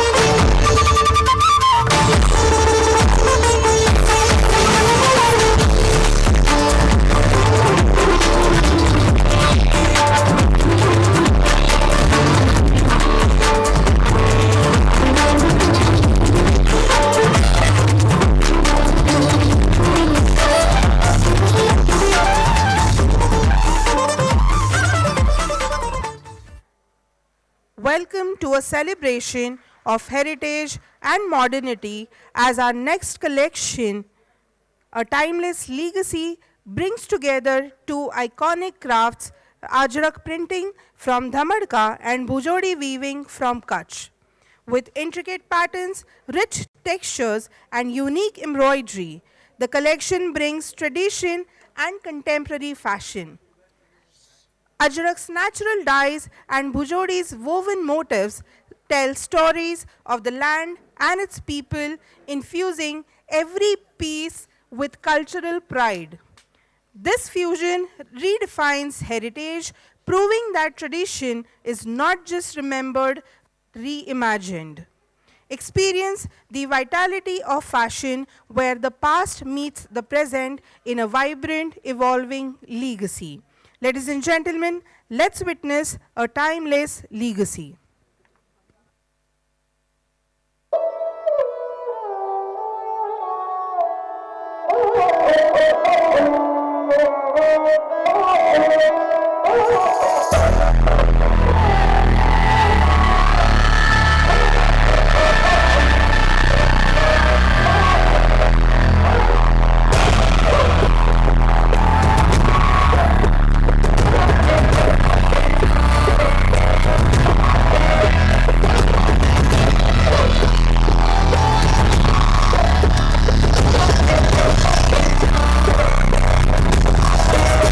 And you drop that shit.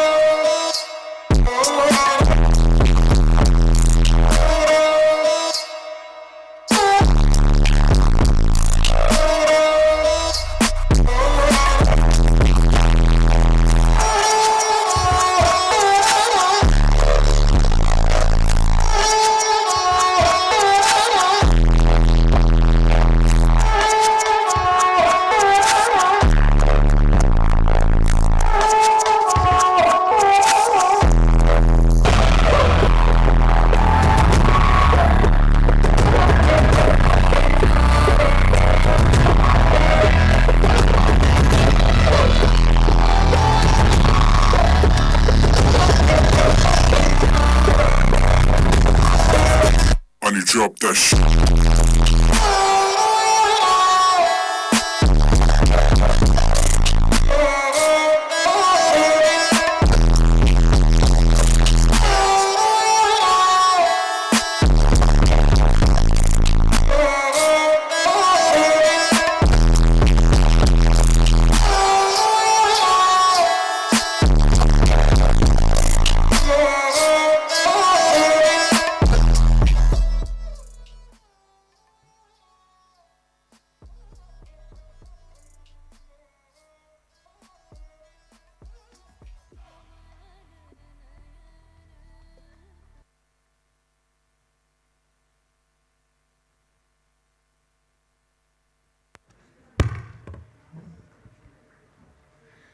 What an amazing design showcase, everybody. Let us put a big round of applause for all the designers, all the models, all the faculties who have been striving very hard, and all those who have curated these shows in terms of choreography, makeup, and styling. Thank you so much, everybody. Before we announce the results for the Green Fashion Showcase, to keep the notions on a very higher note for the next time, I would like to invite on stage Dr. Hundekar, Secretary Green Fashion India, Dr. Garima Bhalla, along with architect Ms. Mohana Kadam, President of Green Fashion India, to announce a glimpse of what is going to be next.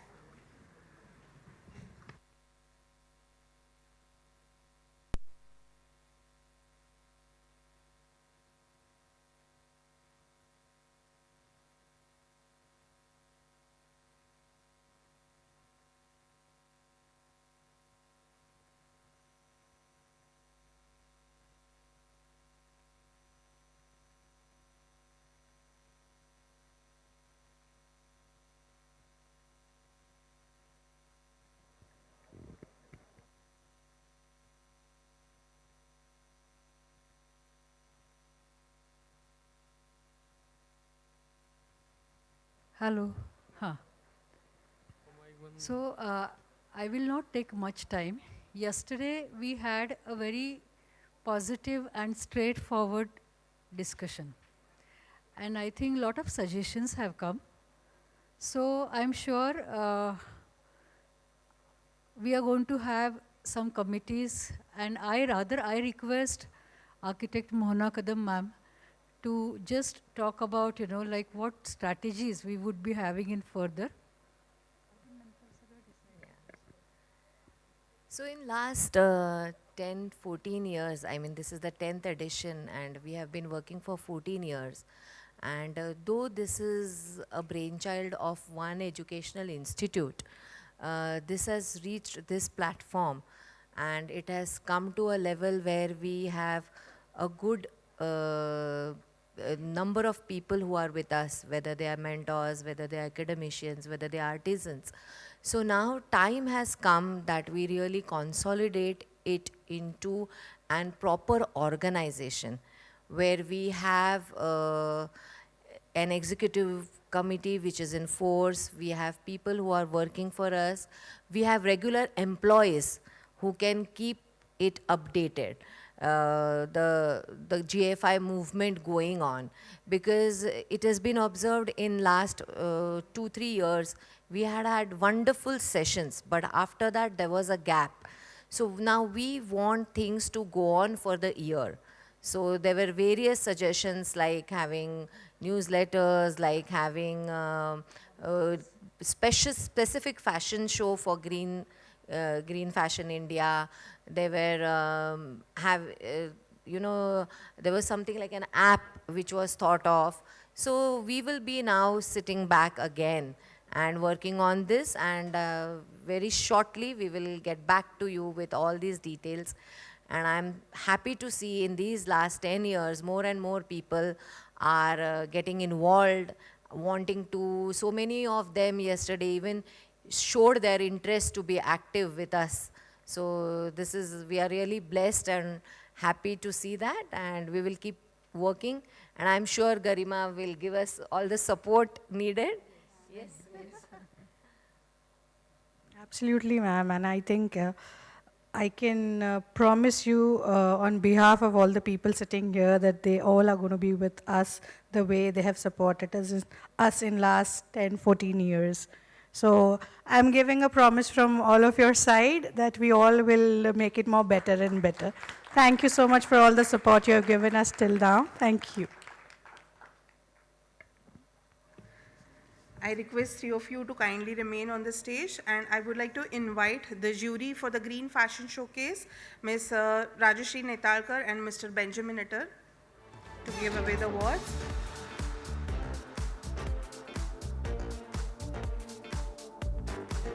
I would like to request Meher ma'am if you can add a few words about your experience on the Green Fashion Showcase. We would love to hear from you.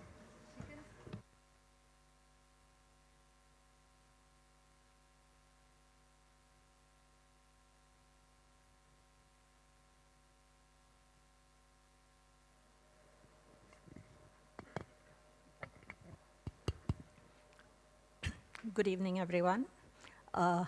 I don't envy Rajshri and Benjamin as the jury.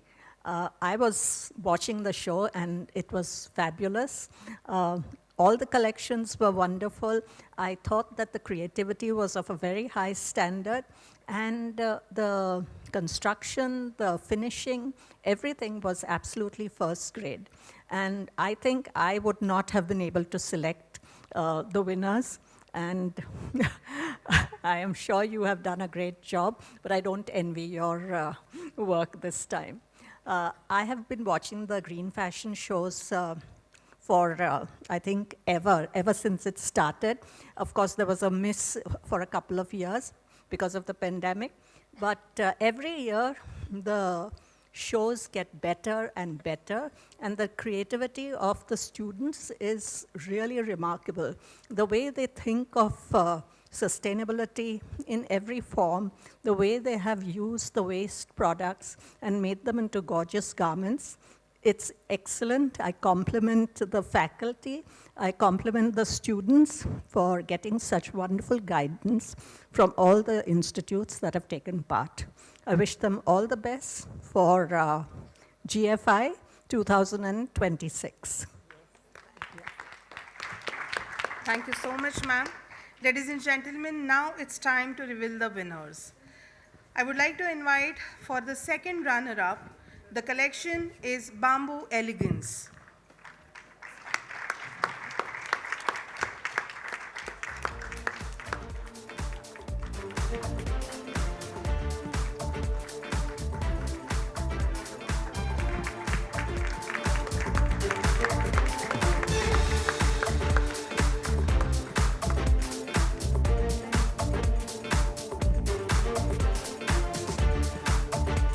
Let us have a big round of applause for this innovation, creativity, and sustainability.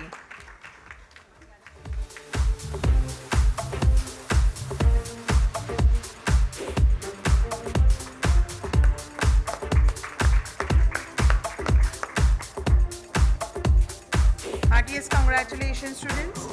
For the place as first runner-up, we have the collection Minimalism. Please put your hands together for the collection as first runner-up, the Minimalism.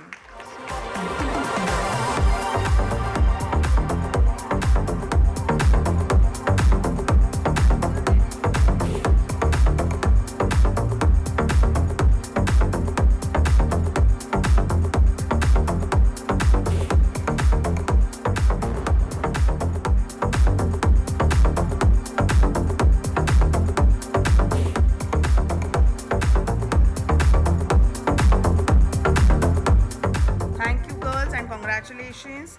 Any guesses for the winner? The winner is the collection Woven Bonds, the Threads of Love.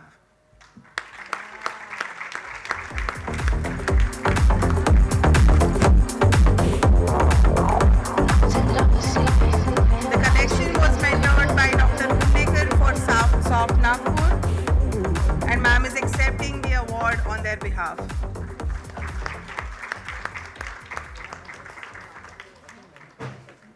A big round of applause for all the collections. For this collection, students have worked with community, and the community is creating Kosa silk, but they were also given a challenge of having joining various fabrics, and the fabric pieces were given, and everything, right from stitching, pattern making, designing, embroideries, everything is being created by these students. Since I could witness the work, I am trying to tell you, just now they had their train, so they had to leave. But I think, thank you so much for appreciating their efforts. We didn't know that you were involved in this. A big round of applause for all these designers, especially the youth who are taking this challenge to become responsible in every possible way.